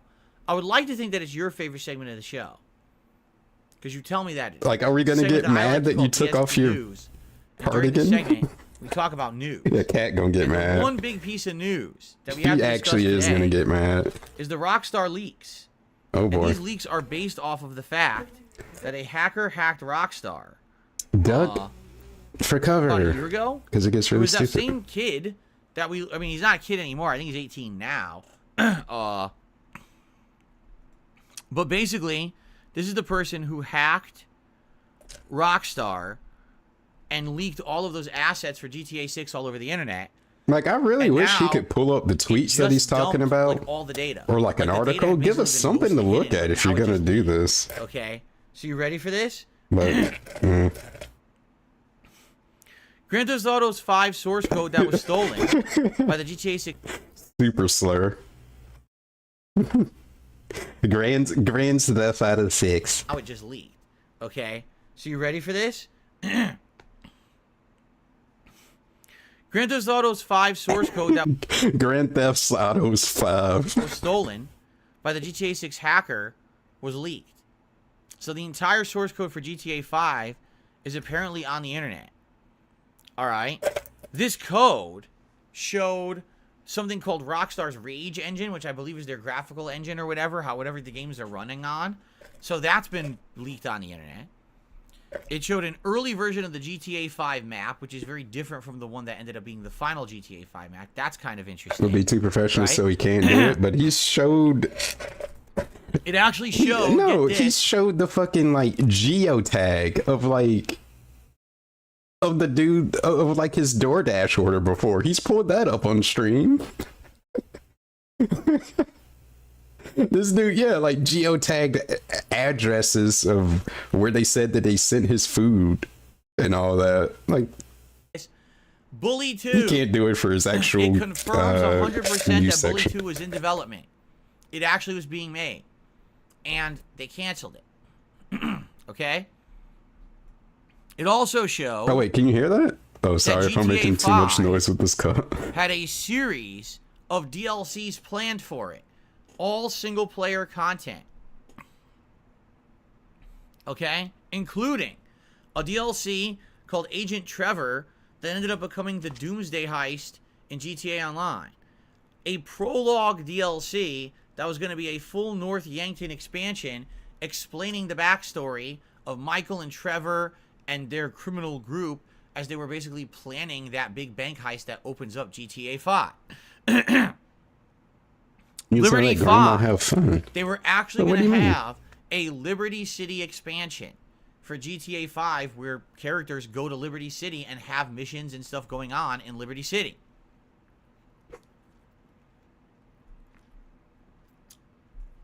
All of this was already in development. 100%. Uh-oh. They were making it.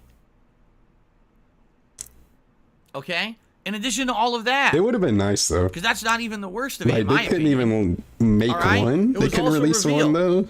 That They would were have pleased working some on people. the possibility of other One games. good solid DLC. They were probably going to make another Midnight Club racing game, perhaps. It would have been okay. All right? They were actually Jeez. in the early development cycle for making some kind of Grand Theft Auto based in Tokyo, Japan. Okay? And then it was actually revealed they had I didn't burp. Yes, that's correct.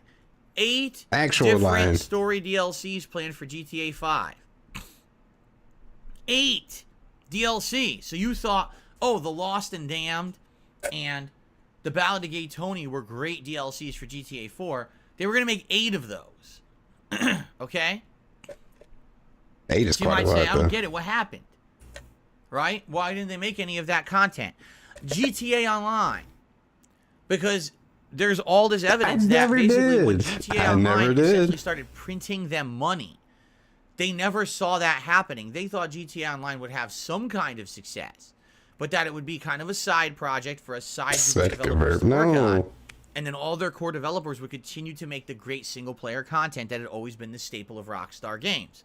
But Oh, well, you don't have to go back because I know it didn't happen. when GTA Online started becoming so popular and had all these people You know playing what? It was and probably when dumping I was money mimicking into the him. microtransactions, they rerouted some efforts. It wasn't And an then when actual they got burp. bigger, they rerouted more efforts, and they rerouted more efforts. In fact, it's rumored Come that the on. only reason that Red Dead Redemption 2 actually did come out is because it already had been further in development than any of their other projects. So essentially, for them to pull the plug on Red Dead Redemption 2 and say, just work on GTA Online, would have cost them more money than it was worth. They already had too much time and money invested in it at that point, you see? But basically, if they had had their way, they would have literally just canceled every single possible thing that they were working on at that studio and only made GTA Online content because it was making them so much money. Okay. This is a classic case. I mean, it where sucks, but I art get it. Essentially Now, art. suffers Now, okay. because of commercialism. When does this dude talk Profit, about the artistry right? of Because games? when you really look at video games, yes, absolutely, they're supposed to be No, it can be like a really touching a really touching cutscene or something to talk.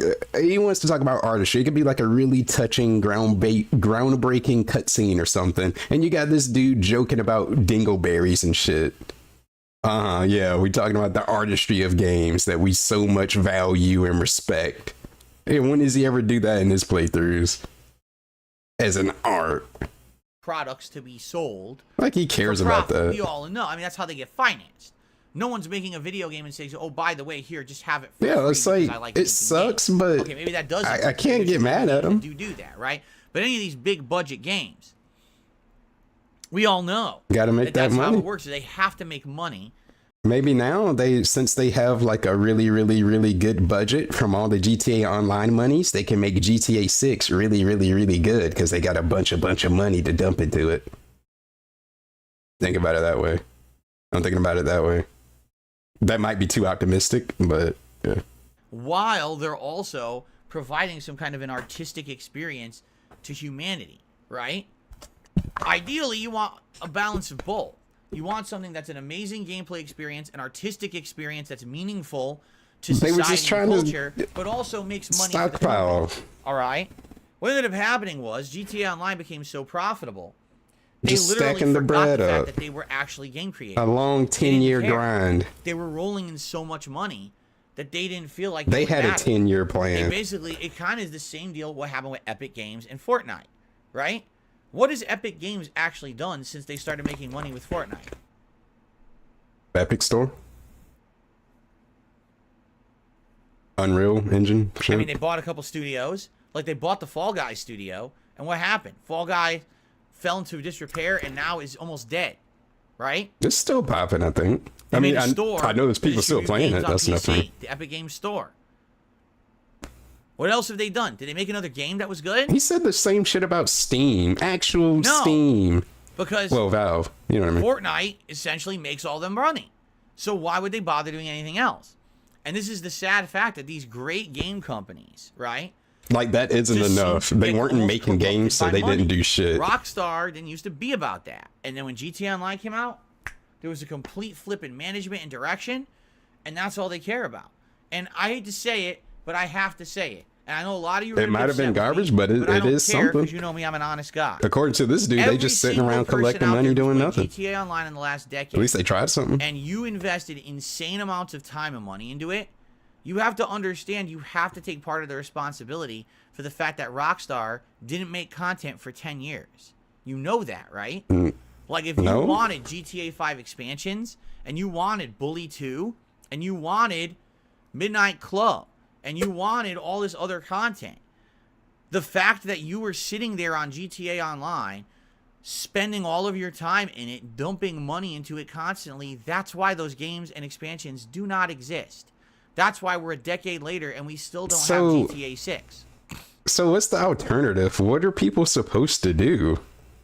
Like, oh wow, this thing that I have fun with and I enjoy it and I don't mind spending money on it, let me not do that and think about the future, because I want them to make other games. Like, what are people supposed to do? Just stop enjoying the shit that they're enjoying?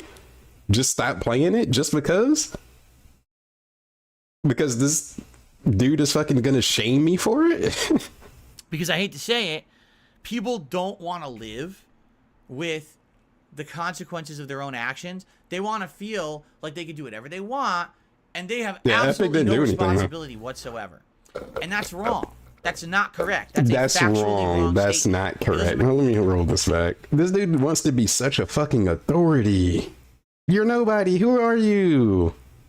In terms of gaming, in terms of anything, who are you? Don't have GTA 6. That's wrong. That's factually incorrect. You should take responsibility. Because I hate to say it, people don't want to live with the consequences of their own actions. People don't want to live with the consequences of their own actions. Okay, what did they do? Were they really mean to somebody? They caused somebody harm? Were they being really toxic? Something like they played GTA Online and spent money on it. Take responsibility for your actions. They want For to playing a video game. whatever they want, and they have That you absolutely no responsibility. for playing a video game that you like and enjoy, and you continue to play it because you like and enjoy it. Take responsibility. Whatsoever. And that's wrong. That's not correct. That's a factually wrong That's statement. not correct. It doesn't matter how much you want to pretend. But the truth is there's cause and effect in life. If you behave in a certain way and you reward certain behaviors, those behaviors will continue. Okay? Why do you think it is? Yeah, that's why you're so Nintendo, enabled. as a game development company, ignores its fans all the time? Because no matter what Nintendo puts out, the rabid fan base goes and buys it up and slurps it up You have to and douses them with money. For how long do people say, we want Switch Plus, Switch Pro, we want a better Switch because the Switch sucks. Not everybody was quality's saying bad. that. We need a better graphics engine. You want that. You're projecting that onto everybody. You realize how unfair that is? That's the shit that you want, but I know plenty of people that bought a Switch and they're perfectly happy with their purchase because it's a Nintendo console and they know what they expect out of a Nintendo console. It's not going to have PS5 graphics, nor should it have to have PS5 graphics because it's Nintendo. It's just how they are. But no, just make them like everybody else. They got to compete. We need or a better graphics card in there. We need more powerful processor. I don't know people who said We want this. a better screen, better controls. Most people I know that own a Switch are happy with their Switch. That's on par with everyone else. And they're does having Nintendo fun put out? The playing Switch the games that they OLED. want to play. Literally the same exact console with a couple minor tweaks, but you bought it if you're a Nintendo fanboy, right? So will Nintendo ever listen to your feedback?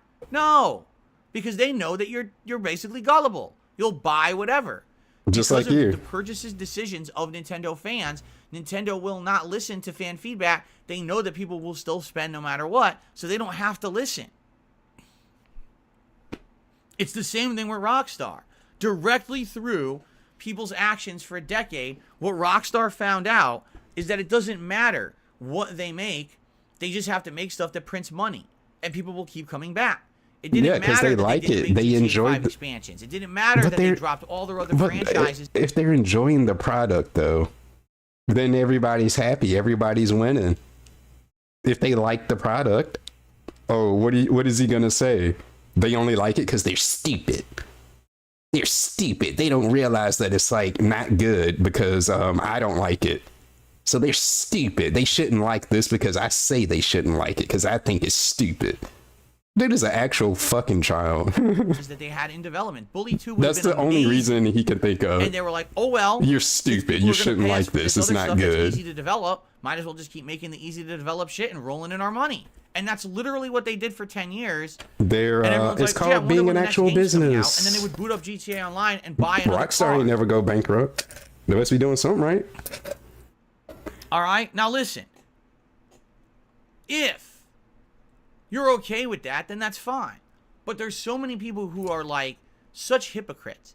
They're the biggest the biggest bitchers on the planet. hypocrite. Oh my god, I can't believe GTA 6 still isn't out. Yet you're still playing GTA Online. You're part of the problem. You're literally one of the big reasons why. You have contributed to the degradation of gaming culture. Do you understand that? Degradation. Just like the people who just sit around playing Fortnite all day. There's nothing wrong with playing Fortnite at all. Enjoy the game for what it is. But if all you do is sit around and play Fortnite, broadcast Fortnite, spend money on Fortnite, and act like Fortnite is the end-all be-all of gaming, Okay. you are a detriment to gaming culture as a whole. Do you understand that? No, how do we swing this to Fortnite? Like, how did this swing into that? Like, how?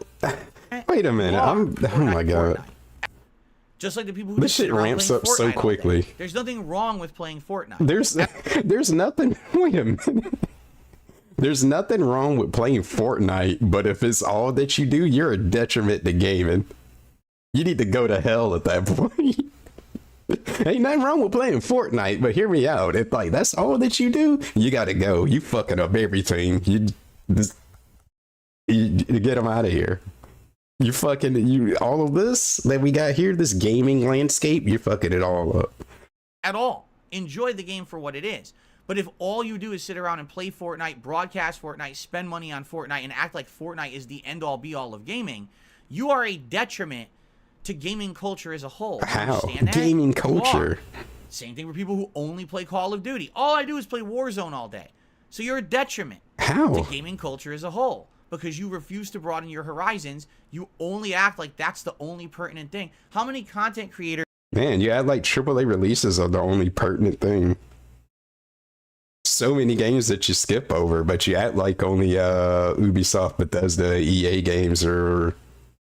It's kind of funny too. Aren't those the games that he's constantly complaining about? Oh, they're so disappointing. Oh, it was so big. It was so buggy. Oh, they're so shitty. They come out unfinished and broken. We want better games. We as consumers. We as gamers. I want to pay attention to those other games. It's like we notice a trend that these games that we like so much and the only ones we pay attention to aren't so good all the time, and they're becoming less and less good. I don't know. Need to broaden your horizons, so. Who only play Call of Duty then scream, oh, there were no new games this year that were any good. That's you. They're morons. That's you. That's you talking about there weren't any good games that came out this year. The dude that only pay attention to AAA releases. Very narrow. You're part of the problem. You're a detriment to gaming. They refused to look around them at all the insanely good games that came out in 2023, and instead they just complained that there were no good FPSs. Then fucking play something else and stop being an asshole who only tries to make money on FPS games. Because that's... Now, how do we bring this to making money? This is what this is about. This is what made me be like, oh, now hold up. How did this get turned into making money is the issue now? Like, how many percentage of gamers is that? And he does this thing where he puts all these content creators in a box, because the people that he complains about is the top 1%. He make it sound like every big streamer, whatever big means to him, is like Ninja and Dr. Disrespect. They're all a bunch of ninjas and Dr. Disrespects, and they all run their stream the same way, and they only play one game and make a bunch of money out of it. Like, he really has the most like black and white, small-minded view about what content creators are and what they do, because everybody gets put in this box that if you make more money than him, yeah, you're basically like a Ninja or a Dr. Disrespect. No other type of streamers exist, I guess. All you're good at, actually, use your brain a little bit. But now the problem is people that only play Call of Duty and make money off of it. Why is that such an issue? The money part specifically? I don't know. It just sounds like you're a jealous fuck to me. How many content creators who only play Call of Duty? Nobody is allowed to make money. Scream, oh, no, you can't. This dude is the worst. Yeah, like I already lost the plot too. I forgot. We'll just no new games this year that were any good. They're morons. Now it's about money. From their very narrow worldview perspective, they refuse to look around them at all the insanely good games that came out in 2023, and instead they just complained that there were no good FPSs. Then fucking play something else and stop being an asshole who only tries to make money on FPS games because that's all you're good at. Actually, use your brain a little bit. But that's the problem. Do something else. Oh, yeah. You know LeBron James, he's pretty good at basketball. He should go into the PBA. He should fucking be a professional bowler. Why the fuck he playing basketball all the goddamn time and making money off of playing basketball? Because he's good at basketball. He should do something else. He should broaden his horizons. He's a detriment to sports. Hyper focus on the one thing that's easy. Like if I was good at playing Call of Duty games, or whatever. And that's let me play my Call of Duty games. Wrong way to go about all this. That's what I'm good at. It just is. This dude as gamers that are now what getting the fuck older, are you good at, we have DSV? to be more responsible with what we promote, with what we buy. Get your MR up in Street Fighter. That's what you're supposed to be good at, right? We're pushing this upon a generation that's very gullible, but it's necessary. That believes everything we say, and that will just consume on a command. Right? Do you really think Fortnite would have been as popular as it was if there weren't so many capitalistic streamers jumping on it, dying their capitalistic hair, like characters, now it's about being a capitalist because you play a game that you think is fun and or you're good at, and people happen to give you money while you're playing the game. You fucking capitalist streamer. This dude need to take his brain pills. I don't know what the hell is wrong with him. And trying to make money off of children. No, it never would have been that big or popular. It's because people are predators. Predators? Right? Same thing with GTA Online. No, it's like, how did we get here? Now, if you stream those games and make money off of it, so the people that play Fortnite a lot and make money off of it are predators. How? I don't fucking know. Predators of who? Who's getting preyed upon? The viewers? Because they think it's good content and he doesn't think it's good content? Huh? I'm so lost. Where did this come from? Pushing this upon a generation that's very gullible. Yeah, you got a predator in this chat. Everything we say, and that will just consume on a command, right? Do you really think Fortnite would have been as popular as it was if there weren't so many capitalistic streamers jumping on it, dyeing their hair to look like cartoon characters, acting Ninja, like fools, and trying to make money off? Well, this is what I mean. He can literally only bring up one person. One person. The top fucking not even less than a percent person that is able to do that. We talking about that one single fucking person.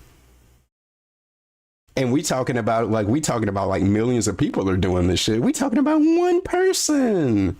We talking about Ninja. DSP, what other streamers do you know? Dude only know like 5 fucking streamers. And he chalk it up to be like that's everybody in like the list of streamers in his fucking head. Oh my lord, dude. Still talking about this dude dyeing his hair. Fuck.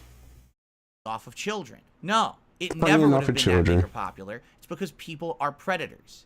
People are predators. Same thing with GTA Online. This is a thing. It was who's getting preyed upon. At first, it made sense. Then all of a sudden, you get people who are constantly streaming, the role playing, this, that. Yeah. Everyone's got to buy this car. Everyone's got to do this heist. No, it's not that serious. An online culture, a predatory culture. Predatory culture. Next thing you know, all people care about is what people are telling you is good, rather than actually looking past it. Like, I will say that, like, yeah, microtransactions can be predatory, but he's not even talking about that. He's talking about people just streaming the game is creating a predatory culture.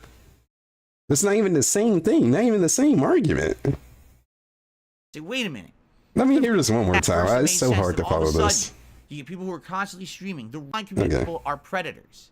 All right? Same thing with GTA Online. This is a thing. It was an online community of people. At first, it made sense. Then all of a sudden, you get people who are constantly streaming, the role playing, this, that. Everyone's got to buy this car. Everyone's got to do this heist. Everyone's got to. It becomes an online culture, a predatory culture. And next thing you know, all people care about is what people are telling you is good, rather than actually looking past that. Say, wait a minute. It's been 5 years. Why is there no content coming out from Rockstar yet? What is going on? Duh. And then you spend another $100 on the next crib, right? It's like, so what do you think is going to happen? That's exactly what happens. We all have to take responsibility for our actions. It doesn't work like that, man. Me as a content creator, I try to cover a variety of stuff for you guys because I feel like that's the responsible thing to do, and to tell you honestly what I think about it, right? When I played GTA Online at first, I did not like it. I played it again. I did the first heist, and I actually thought the first heist was decent. But I wasn't in love with it, and I was like, I could see the potential, but I could also see how this is a huge time waster. It reminded me of like those virtual online Man, everything's like a waste of time. I'm wasting my time right now just as much as he's wasting his time. So how the fuck did it become so popular? Because of content. Because it's fun. Yeah, they put it on. That's why. If there was no generation of content creators to tell you that this very, very drivel level shit was good, drivel level, no one would be playing it. People would have played GTA Based Online on for a who? year and dropped it and moved on to the next thing. Why isn't it good? Because you don't think it's good? Online community of content. But the people that's playing it is obviously getting something out of it, or else they wouldn't. But he does this thing where he actually thinks like these people are getting fucking brainwashed. Like he thinks everybody else has like dense like his fucking audience. Like he really thinks that's how people think. GTA Online must be so much fun. My favorite content creator is playing GTA Online. I must play GTA Online. Spend a bunch of money on GTA Online. Favorite content creator spending money. I must spend money too. GTA Online. I must play. Like, what the fuck, dude? You know, that's not how it worked. Like, What? Excuse content me? creation and pushing He it really for thinks that's profit what it's and like. getting paid to shill. That's why we This are where dude we is, are. it's an actual conspiracy theory. Actual conspiracy theory. That's why we haven't had pausing a a lot, good I know. Rockstar game in 10 years, besides Red Dead 2, which was good. Predators. That was already in development. Capitalism. Everything else was dropped because of this. Just say that And they that's turn into fucking frogs pathetic. gay. This is what's going to happen is gaming culture Gaming culture, capitalistic Sadly, streamers. is going to what the become fuck? a Yeah, situation he do where need the to make only that games politics anyone channel. plays are the If ones we that make the talking most like money, this. regardless if they're actually good, regardless if there's a good story or anything like that. How many games out there have terrible stories, but people are playing the fuck out of them anyway? Why? Because it's It's fun. addictive. Yeah, but is it addictive because you actually like the gameplay or because everyone's playing it online and you want to be a part of that community too? And I get that. But you have to understand that that's a slippery slope that you don't want to go down, because if everyone just plays games because they're popular, that's when everything becomes shit. We have been saying very recently about YouTube. He really thinks he's the better person because shit would come out and it would be the hot thing, and he's like, nah, but he's gonna play it eventually. That makes him a better person. I didn't play it when all these other people were playing it. See, why was this fat fucking waterhead and think he's better than everybody else? God damn this dude. We just talked about this on my React show recently, did we not? That why does everything on YouTube seem fake and the same? Because YouTubers have found a way to create produced content that's completely fake but follows the same formula. What do you mean by and everyone fake, watches though? digest Like it, and these people become skits? millionaires making that garbage content. What is But considered people are too fake? fucking dumb to Scripted realize stuff? what they're watching is fake. They think it's good, real content. Bro, didn't you like fucking jack off to wrestling? That's fake. That's what I don't get. This is what I truly don't understand. He has such a problem with shit being authentic and real and fake and this and that. But it's like, you understand you can enjoy content that's quote unquote fake or scripted or this and that and still get entertainment out of it, which is the whole fucking point, is entertainment. Like, you understand that concept. You like wrestling. So why can't that apply to anything outside of wrestling? Any other media form or any type of entertainment? Why can't we apply it to that? Everything got to be fucking real. Everything, no scripted, nothing. We got to be real and authentic. But we like wrestling. We understand you can like wrestling even though it's not real. But yeah, we can't apply that to anything else for whatever fucking reason. This logic makes no sense. I don't know why he has such a... Like, it bothers him so much. They're watching fake content. Well, what is real? Watching The shit you do? Stupid. Whoops. They're stupid. Because they're stupid. That was the SpongeBob thing, right? About the squirrels. That's what he's doing, basically. Well, it was like, I can't remember the joke. Something about squirrels screwing in a light bulb. It's like, because they're stupid. That's what he reminds me of. That's literally his answer to, like, a whole lot of things. I don't know. People are just stupid. Like his parents not getting him the Wolverine toy. Found a way to create That was a really long pause. I'm sorry. saying very recently about YouTube. We just talked about this on my React show recently, did we Because not? they're stupid. That why does everything on YouTube seem fake and the same? Because YouTubers have found a way to create produced content that's completely fake but follows the same formula. And everyone watches, digest it, and these people become millionaires making that garbage That's content. the problem. They got But rich people are off of too it. fucking dumb to realize what they're watching is fake. They think it's good, real content, and they continue to watch and support it because they're stupid. And we have a growing population of people on Earth that are dumb. What should and we just do? Kill believe them? everything they're told. They don't realize they're watching What should we paid do with them? advertisement when they're watching. They don't deserve to be a on this product earth, huh? placement in a video. I mean, you would be going up. You would be going with them. To advertising. Let's in not the hope for that. possible way. You know what I mean? Like, this is bad. People need to wake the fuck up. GTA Online People need is to wake currently up. the textbook case. Now that we have this data, This dude acting like he the concrete Andrew data Tate of fucking gaming. that Rockstar was Need to going wake to make up. all these Wake up great out of the artistic Matrix. works in games, and they were all canceled because people wanted to play drivel Who the for fuck 10 you years. think you are? That's bad. People need to wake to up. actually use this as the case example to say we have to stop this behavior. Bro, man. It's not just about what's popular for money anymore. It's actually about improving fucking people's brains and humankind. Remember when games used to be What? challenging and fun and different? Improving people's brains? You want to be a fucking brain surgeon? I don't know. Maybe that's what you should have did. You want to fuck with people's brains and make their brain better. Just reach inside their head and make them not stupid. That's what he really want to do for whatever odd reason. Going to make all these great artistic works in games, and they were all canceled because people wanted to play drivel for 10 years. That's bad. What if they like the drivel? We need to actually use this as the case example to say we have to stop this behavior. We have to stop this. It's not just about what's popular for money anymore. It's actually about improving fucking people's brains and humankind. Remember when games were challenging, fun, and different? You get a meaning out of gaming. Game? Yes, gaming is that serious. We need to improve humankind. Mankind. Improve mankind through gaming. I agree. That's how we improve the human condition. Make people stop playing GTA online so Rockstar can make other games. That's how we improve the human condition. Now you play a game, it's like you're just fucking around, man. Right? Oh, I turned on GTA Online today. I fucked around. I dropped some money, by the way, but I fucked around in it. What the fuck? Then you'll never get anything good. And it's the same thing with Warzone, all these repetitive nonsense. But they're having fun fucking around. Can you have fun in your life? Part of this big thing on did you forget what having fun is? He really did. It's time to grow the fuck up. Because you don't have fun doing anything. Ourselves. You don't have fun playing Street Fighter. Acting like responsible humans rather than just going with the flow and being like a cow chewing your cud or a sheep following a fucking mentality. Yeah, if we would have got that Midnight Club 5, the world would be a better place. Damn it. Fucking Rockstar robbing us. Robbing us. Starving us. Everyone tells you to have. Didn't give us those new games, money man. When you do. Why do you think they tell you that? Wait, let me. I keep pausing a lot. Let me run it back. It's so hard to. Online for the most part. I played it at launch. Wait. And I have some big thing on the internet now. Enough of this shit. It's time to grow the fuck up and grow some brains for ourselves. Grow some brains. Start acting like responsible humans rather than just going with the flow and being like a cow chewing your cud or a sheep following a fucking mentality that everyone tells you to have because they make money when you do. Why do you think they tell you that? I have skipped Grand Theft Auto Online for the most part. I played it at launch, and I played the first heist, and that was it. That's literally the extent that I played GTA Online. Okay. Did I miss out on anything?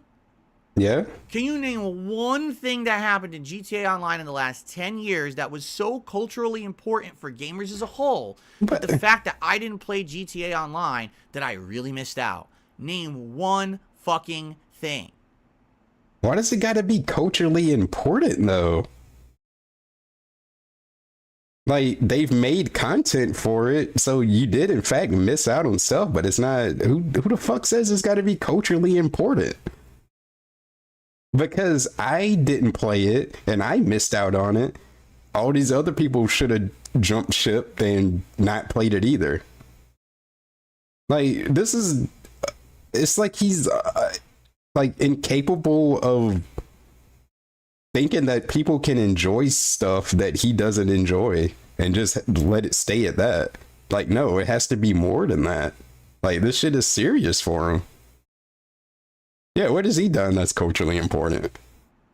And to give you, and that's the thing that makes you want to do stuff to this dude and not good stuff, because he gives you these smug ass looks. And that was it. That's literally. I think he's making a point. The extent that I played GTA Online. Did I miss out on anything? Why he gotta act like this? It's like I didn't play GTA Online either. I'm not sit up here acting like this about it because there's a bunch of different games for a bunch of different people, and like. That's just so fucking stupid. It's not that serious, DSP. You need to go suck a dog off. You need to do something. Go fold clothes with your life. One thing that happened in GTA Online in the last 10 years that was so culturally important for gamers as a whole that the fact that I didn't play GTA Online that I really missed out. Name one fucking thing. Okay.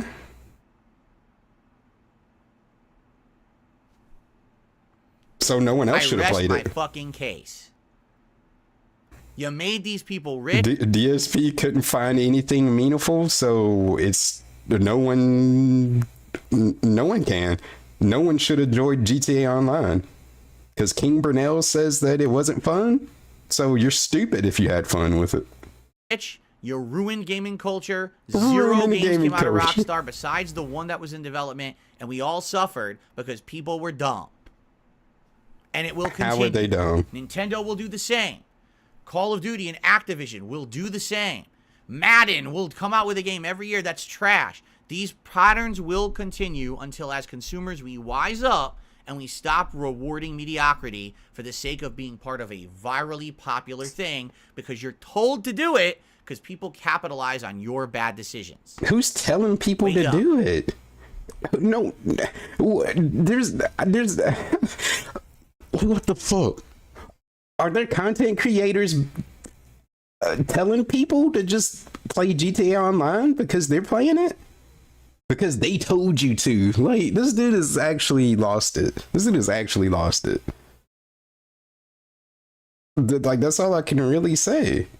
These content creators brainwashing into people playing GTA Online. Man, I didn't know the influence was that strong. I clicked the wrong And he fucking up. Son of a bitch. Okay. All right. I said my piece on this. So there are a bunch of capitalistic streamers, Let us now a move on bunch and of get the shout-outs because predators, it's a late. bunch of I stupid ranted too people. long on that. Okay? I didn't mean to click on. People are like, "Oh, did he end the podcast abruptly?" No, I clicked the wrong thing. Okay. Wow. Let's continue, shall we? So, shout-outs on the YouTube side. We have Dr. Oink who did a super chat. He says you should give Remnant 2 a go. It would be great. I'm not too interested in that, honestly. It's another one of these kind of FromSoft style games. I've heard that it's perfectly fine, but at the same time, I'm just not interested in playing one of those right now. I think Lies of P was the best one of the last year, and I don't really jumping into another one. Yurichi, we have a membership and saying hope everyone got what they wanted for Christmas. Thank you, Yurichi. I did. I got time with my family and actually got some nice presents tonight, one of which I'm wearing right now. So there you go. Where did you get, Cat? Cool. Let us now do some shout-outs. It looks like overnight, I actually received a $5 tip from Axel. Excuse me, that's absolutely disgusting. I'm sorry for that. It completely took me by surprise, so I apologize again. I'm showing you my animations to play, but for some reason it's like super lagged. Wow, that is insanely laggy. There we go. Wow, it took forever. Okay. Wait, is it frozen? No, it's not. Okay. So Axel with our first tip of the day, a $5 tip. Thank you so much, Axel. And Axel says the following. Hey, Phil, I've been really enjoying your Baldur's Gate 3 streams. Thank you for sticking with it. I hope everyone keeps supporting you and helping you with the game. I hope you, Cat, and Jasper had a great Christmas. Keep up your great content. Thank you so very much, Axel. The kind words of contribution. I hope you had a great Christmas as well. I received a $2.25 tip from Mr. Puffy Nipples. Any restaurant open on Christmas? We didn't even bother cooking for Christmas. We went out for dinner. Probably Asian restaurants, because most Asian cultures do not celebrate the holiday of Christmas. At least in the capacity that we do. Like in Japan, they celebrate it, but for them it's more like Valentine's Day. Like that's actually how they equate it, you know? Well, thank you for the tip. I received a $1 tip from Adam. I absolutely love the idea of more Resident Evil. Resident Evil 0 is tedious with character switching, but it's still good. Yeah, again, I want your feedback. Thank you. If you think Resident Evil 0 is the right one, let's do it. If you think a different Resident Evil is the right one, let's do it. Let's get that feedback going. Like, which one do you... he takes way too much feedback, because at this point, it's like, you played both. You may not remember them, but like, I don't know, just look at some gameplay from them and just pick one, man. Like, he wants everybody to have a hive mind and 100% come to the same conclusion. Phil, 100% of us, we as your viewers, all collectively agree that you should play this game and we will support you. That's what he wants to hear. He really wants that assurance, and he really, I get wanting to make everybody happy, but bro, you literally know that's not possible. You're not going to get everybody on the same page, but he's trying so hard to get that. I'd absolutely love to hear everyone's feedback. Thank you, Adam, for the feedback. I received $1.09 tip. Someone says, I would suggest Pizza Tower for January. Only around a 7 to 8 hour long game, unless you actually try to 100% it. It's a game you missed out on. I've seen it being recommended in the chat. I'm not against that. Is it PC only? I could play it. I'm not against it. I don't really love the Pizza Tower game. I know people have mentioned it. Play only. Like, this is how you know he just be saying shit, because I'm pretty sure, I'm like 85% sure, when he was going on another tirade about memer streamers, he name dropped Pizza Tower. He name dropped Pizza Tower as being one of those memer streamer games. I don't know if he remember that, because he has a tendency to just say shit and he just talking. He don't even remember what he even said. So he probably don't even remember that he name dropped it as one of the memer streamer games, but now he consider playing it. Okay, I thought we hate those games. We don't just play games flash in the pan for money, for profit. But he'll think about it though. He forgot he said that. He don't know what Pizza Tower is. He just heard the name of the game before, and he forgot that he even said that. He don't even know what the game is. Evil Zero's the right one. Let's do it. If you think a different Resident Evil's the right one, let's do it. Let's get that feedback going. I'd absolutely love to hear everyone's feedback. Thank you, Adam, for the feedback. I received $1. Hold on. $1.09 tip. Someone says, I would suggest Pizza Tower for January. Pizza Only around a Tower. 7 to 8 hour long game, unless you actually try to 100% it. It's a game you missed out on. I've seen it being recommended in the chat. I'm not against that. You sound like you were when you were talking about memer streamers playing it. I don't know anything about this Pizza Tower game. I know people have mentioned it. I bet you don't. That's why you name dropped it. Because you actually don't know about it. You just be virally popular for a while. He just be talking. But I'm not against that suggestion. If you he guys just be hating on it. Don't even know what he even hating. That's something that I would be interested in. I don't know anything about it. You just see a bunch of people playing it. That's a good way. That's a good way to get them to hate a game or to just shit on the game. Is if a bunch of streamers are playing it because it's popular. Man. Hey, what's up, Not? It's like Wario Land 4?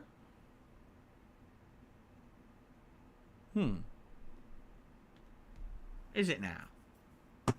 Okay.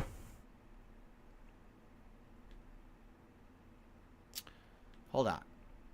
Okay, we're I don't know what we're doing.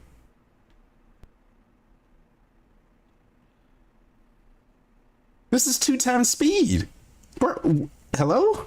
Alright, cool. Jeez. Hello? Sorry, I got distracted by a couple emails that popped in there. So Wario Land, here's the thing about Wario Land. I've never played Wario Land 1, I want to say, on the Game Boy. I know exactly what it is, and I know that the games are great. But like you say, it was like Wario Land 4. I have no idea what the changes were from like the early Wario Land games to the much later ones. So I know what Wario Land 1 is, right? That's all I know. So again, hey, if that's something you guys are interested in, and you'd like to see me possibly play it in January, let me know. I'm okay with that. If it is something unique and different, and if it's a variety of my schedule, sure. Pizza Tower, let's look into it. I received a $20 tip. Yeah, this is from today. From 1 Minute Man, who says Featherfall is very useful to avoid fall damage. Also, the actor feat to give you the edge to avoid combat. Featherfall we saw, and I think it said 0 fall damage, right? Like, or very dramatically reduced fall damage. I guess what that means you could basically like jump wherever you want and not take much damage. So I could definitely see the advantage of that. Actor feat, I feel like we saw that too, right? When we were looking at the different feats. So basically, you can just escape combat whenever you want. I want to look at some feet. I'm gonna be honest, especially with the style of game that Baldur's Gate 3 is, where every fight is essentially handcrafted, right? This is not a random encounter RPG, where the more you walk around, you get annoying random encounters that just piss you off, right? Like I don't feel like I would want to avoid any encounters if I could avoid, if I could get everyone, beat everyone, I would want to do that, right? Unless there's actually an encounter that's meant to be skipped, which I haven't seen yet. It looks like they're all meant to be fought, right? So here's the thing: if I was playing like a Final Fantasy game where the random encounters were just way too annoying, and you could just you have an ability to just instantly escape certain ones, that makes sense to me. But the ability to escape encounters when these are scripted events that you're supposed to kind of beat, I don't really see the point of skipping, especially because you want the stats, right? You want the experience, you want the loot. It's not like this is a waste of your time. Again, if you're playing an old style RPG with insane amounts of random encounters, you might feel like the grinding is a waste of your time. But in this case, I feel like these fights are all very meaningful, right? So that's kind of what I'm thinking. But again, maybe not. It's up to you. Thanks for the suggestion. Maybe Featherfall should be something I should look into.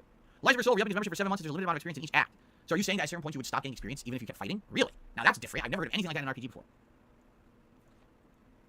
Huh.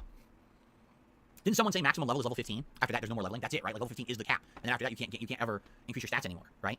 Oh, it's level 12. People are saying. Okay. Smoke weed every day. That's really good. Smoke every day. You'll still get experience after level cap, so you won't get anything out of it. I see. Okay. Huh. All right. Interesting. Very interesting.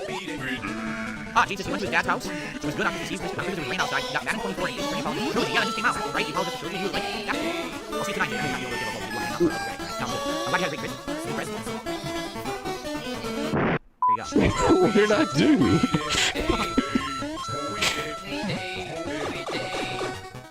I'm in the flower says you got Lego sets, clothes, shoes, sisters putting for calendar, Assassin's Garage, Avatar Purchase Pandora, Hogwarts Legacy, Spider-Man 2, and Cyberpunk 2077. Dude, you got a ton. You got a ridiculous amount of stuff. You've been playing games for months now. Damn. Congrats. That's a good haul. A great haul. Derek says the new Karate Kid movie, they're looking for an actor between ages 15 and 17 to speak fluent English. Oh yeah, this part is pretty good. Has some kind of knowledge of martial arts, gymnastics, or dance experience. Oh wait. Conversational Mandarin? Wait, hold on. This part is pretty good. I do remember this. That's a good haul.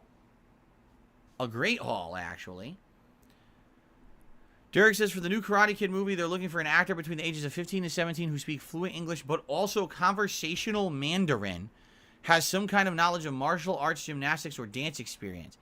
Conversational Mandarin? Another language? Is it because they want him to be able to talk to Jackie Chan? Maybe that's what it is. Huh? Maybe they want the kid to be able to have conversations with Jackie Chan who really cannot speak English. Huh. Oh, excuse me? I mean, I don't know, man. You're 15 to 17, but can speak conversational Mandarin. Like, I heard this and I'm thinking to myself, like, nah, there's no way he just said that. And I'm thinking, is this him? Like, he's bullshitting and he's just making like a joke, like a really, really bad joke. I don't know what the punchline is. That because he's Asian, he doesn't understand English, but he does, and he can. What? So Jackie Chan doesn't speak English or understand English, apparently. Okay, I don't know. Is he serious though? Might narrow down your pool. Like, oh, by what saying, the fuck? Is it because they want him to be able to talk to Jackie Chan? Maybe that's what it is. Maybe they want the kid to be able to have conversations with Jackie Chan who really cannot speak English. Huh. Or does he? I mean, I don't know, man. You're 15 to 17, but can speak conversational Mandarin. Might narrow down your pool by 99%. I'm just saying, like, that's pretty tough, huh? Wow, he should. You know what he should do? He should review Rush Hour. He should review that movie. Do that on DSP Reacts. What the fuck? Yes, Ralph Macchio was like in his 20s when he played, you know, the kid from Karate Kid. And by the way, no, he did not know conversational Mandarin when he played the role. Just for the record. So he thinks Jackie Chan doesn't know English for whatever reason. Okay. I received another $1.10 tip. Pizza Tower is PC only, but it should run on your PC well. It is on sale right now until the 4th of January. Yeah, this pre-stream was loaded. All right, so we got about a little over a week to talk about it and figure out if it's something you guys want or not.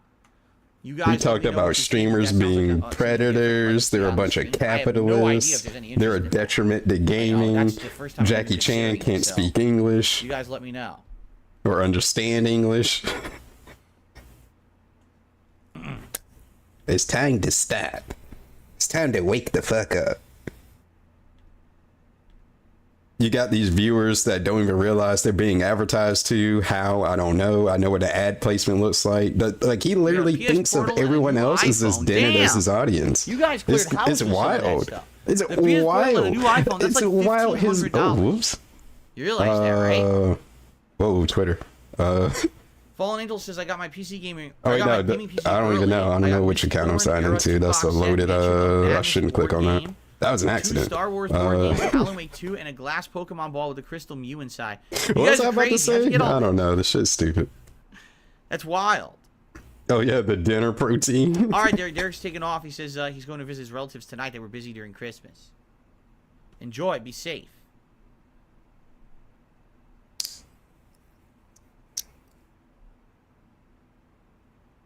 You got a new private jet? Oh, how nice. I got a yacht and a private island, says Amplitory. Oh, yeah? I now own the entire country of Somalia. Yeah, man. I think that was pretty much it. We'll check out the end of the stream, the current stream, before he privacies this one as soon as he ends the stream. What the hell am I do Somalia? I have no idea, but, you know. No one privates a stream quicker than this dude. You probably like throw it and hit something with it, right? Immediately you can use it for something. John, it's good to have you here today.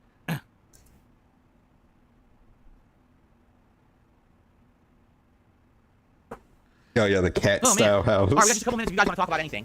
A few extra minutes to chat before we will jump into the dinner protein. Remember, we're in the spider cave. I actually don't know. I assume I should keep investigating because we didn't really investigate after the fight ended. If I want a protein, first order of effect would be to I eat chicken. Right? And then move on from there. So what we want to do. Thank you, Fallen Angels. We did have a great Christmas. Yes, I talked about it earlier. So, how was Christmas for my parents? Pretty good. We called them on Christmas Eve, and they actually said that they were going to have a small ham. I think they said they were making a small ham. My mom had made the traditional Christmas strips, which is what she calls them. It's a Polish dessert, and she had made a bunch of those. They'd actually bought some Toroni candies, which they love, and it was hilarious because I said to them, "What about panettone? You know, that's what we used to have all the time, the Italian bread." And my mom goes, "Oh yeah, don't we have that?" And my dad goes, "Wait a minute," and he opens the closet and he goes, "It's right here. We forgot to take it out." So on the phone, because I mentioned it, they took a panettone bread out and started cutting it up and eating it on the phone. So they were very happy that I mentioned that. They were like, "No, seriously, you hadn't told us we wouldn't have had the panettone. We forgot we had it in the closet." There you go. That is crazy. I call them every weekend, so I'll call them next weekend. But I called them on Christmas. But that's what I don't get.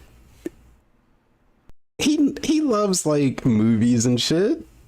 Like, that's his thing. He used to call himself like a movie buff. How do you not know Jackie Chan can speak English. How?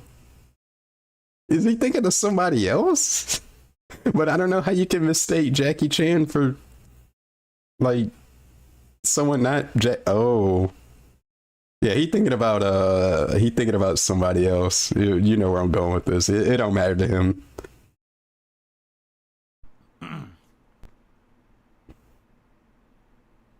Did I encounter any skeletons? That is pretty wild, though. On Christmas? I don't think so. No. Pretty sure I didn't encounter any skeletons. And I had no nonsense because I wasn't online. Like I said, I was paying no attention to any bullshit online. I completely ignored all of it, and it worked out really well because I was just able to have a nice day with my family and not be distracted by bullshit. So it was great. But you had to fold clothes and cook food and Orange, clean up. thank you. Orange likes my outfit. So this was my Christmas present from my wife, this sweater. A lot of people are saying it's a cardigan. I don't actually know technically what a cardigan is.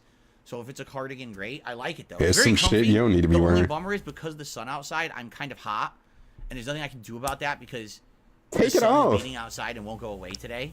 But it is what it is. Well, take it off. You can take it off. Prisoner got Yeah, bald. rub your nose on the sleeve of it. That's how you thank Little her. shake and bake. That's how you thank her for Did a the super Christmas chat. present. So I got Rub an your fucking Impractical nose Joker on the shirt, sleeve of it. electric shaver, hair straightener, a striped polo shirt, Beats headphones, a Mario toy, and a new pair of jeans. You got a ridiculous amount of stuff.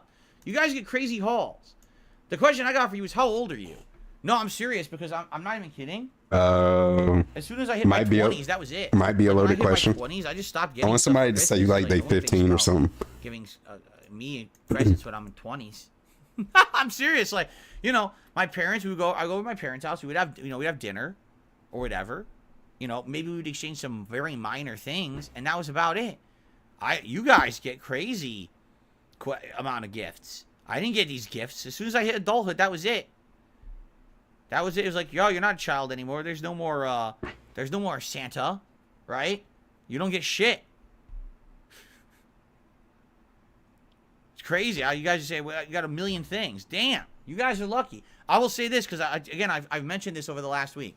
Enjoy it while you can. Be grateful while you have it. Yeah, he wanted more stuff. Because you won't really understand it till it's gone. You know, I definitely today miss the years when I was young and I had a big family. I got together and we all exchanged gifts and we had that family time. You got a family now. I don't have that. You have a wife and a cat. I really do. But the thing is, you don't really value stuff till you don't have it anymore. So enjoy it now. Really, enjoy it now. Shit, treat yourself. Fallen Angel says, I'm 33 now, but my wife and our close two friends spoil me still. Well, there you go. That's nice. I would say I got spoiled. I was expecting nothing. Oh, okay. I thought he was about to say, like, earlier years. He's talking about, like, current. Literally was not expecting any gifts. Okay, I thought he was going to talk about, like, his childhood. I was like, yeah, we know. That's part of your problem. I thought he was about to go there with it. I was going to, if he would have said that. I was going to be like, you think? Yeah, you were pretty spoiled. This Christmas, and I got 2 really nice gifts from my wife, and I was very appreciative. You know? I'm going to wear this one all the time during the months when I can. I really like this. It's comfy. This I could wear out, too, because it's zippable. It's like a thing you can wear outdoors, but indoors, too. It's really nice. Oh, okay. Wear it with the Zelda jammies. It'll make it pop. Okay. That'd be good contrast. All right. I think it's time for us to end the show for today. I hope you enjoyed this podcast. No, he didn't even talk about what he got her. And swing into Baldur's Gate 3. And I hope that you all enjoyed the show. Thank you for watching. It didn't even bring it up. What I really would like today is your feedback Oh my on god. games All for right. January. Do you like my idea Let's see of where a he's classic at now. Adrenaline courses through your range of a +1 bonus to damage with melee weapons. But it's a mystery. Maybe he'll talk about it at some point. Cool. It doesn't look half bad. Yeah, he couldn't even remember It does not what look drink half he bad had. at all. I mean, he's got a lot to choose All right, from. Well, some interesting progress today, for sure. Let's save. And Oh boy. just so you guys know, when we play tomorrow, it's exactly the same. We're continuing on here in the Underdark. I don't know if we're supposed to be here, but we're making progress. We're winning, right? We're getting all this good loot now, which is excellent. Give me the loot. So, certainly, I'm enjoying my run down here. And Although, man, I don't really feel like summoning those orcs or ogres actually helped at all. I actually feel like that really backfired and didn't help in the boss fight. But outside of that, good stuff. And I don't know how long we have down here. I don't know how big this area is or not. But we can continue on and keep exploring and go from there. But thank you all. Great stream. Thank you all again for a very highly supported stream. Spawn Killer just did a super chat. I've never played a top-down game. What would you compare this to? Divinity. Plus, like Divinity Original Sin 2. For sure.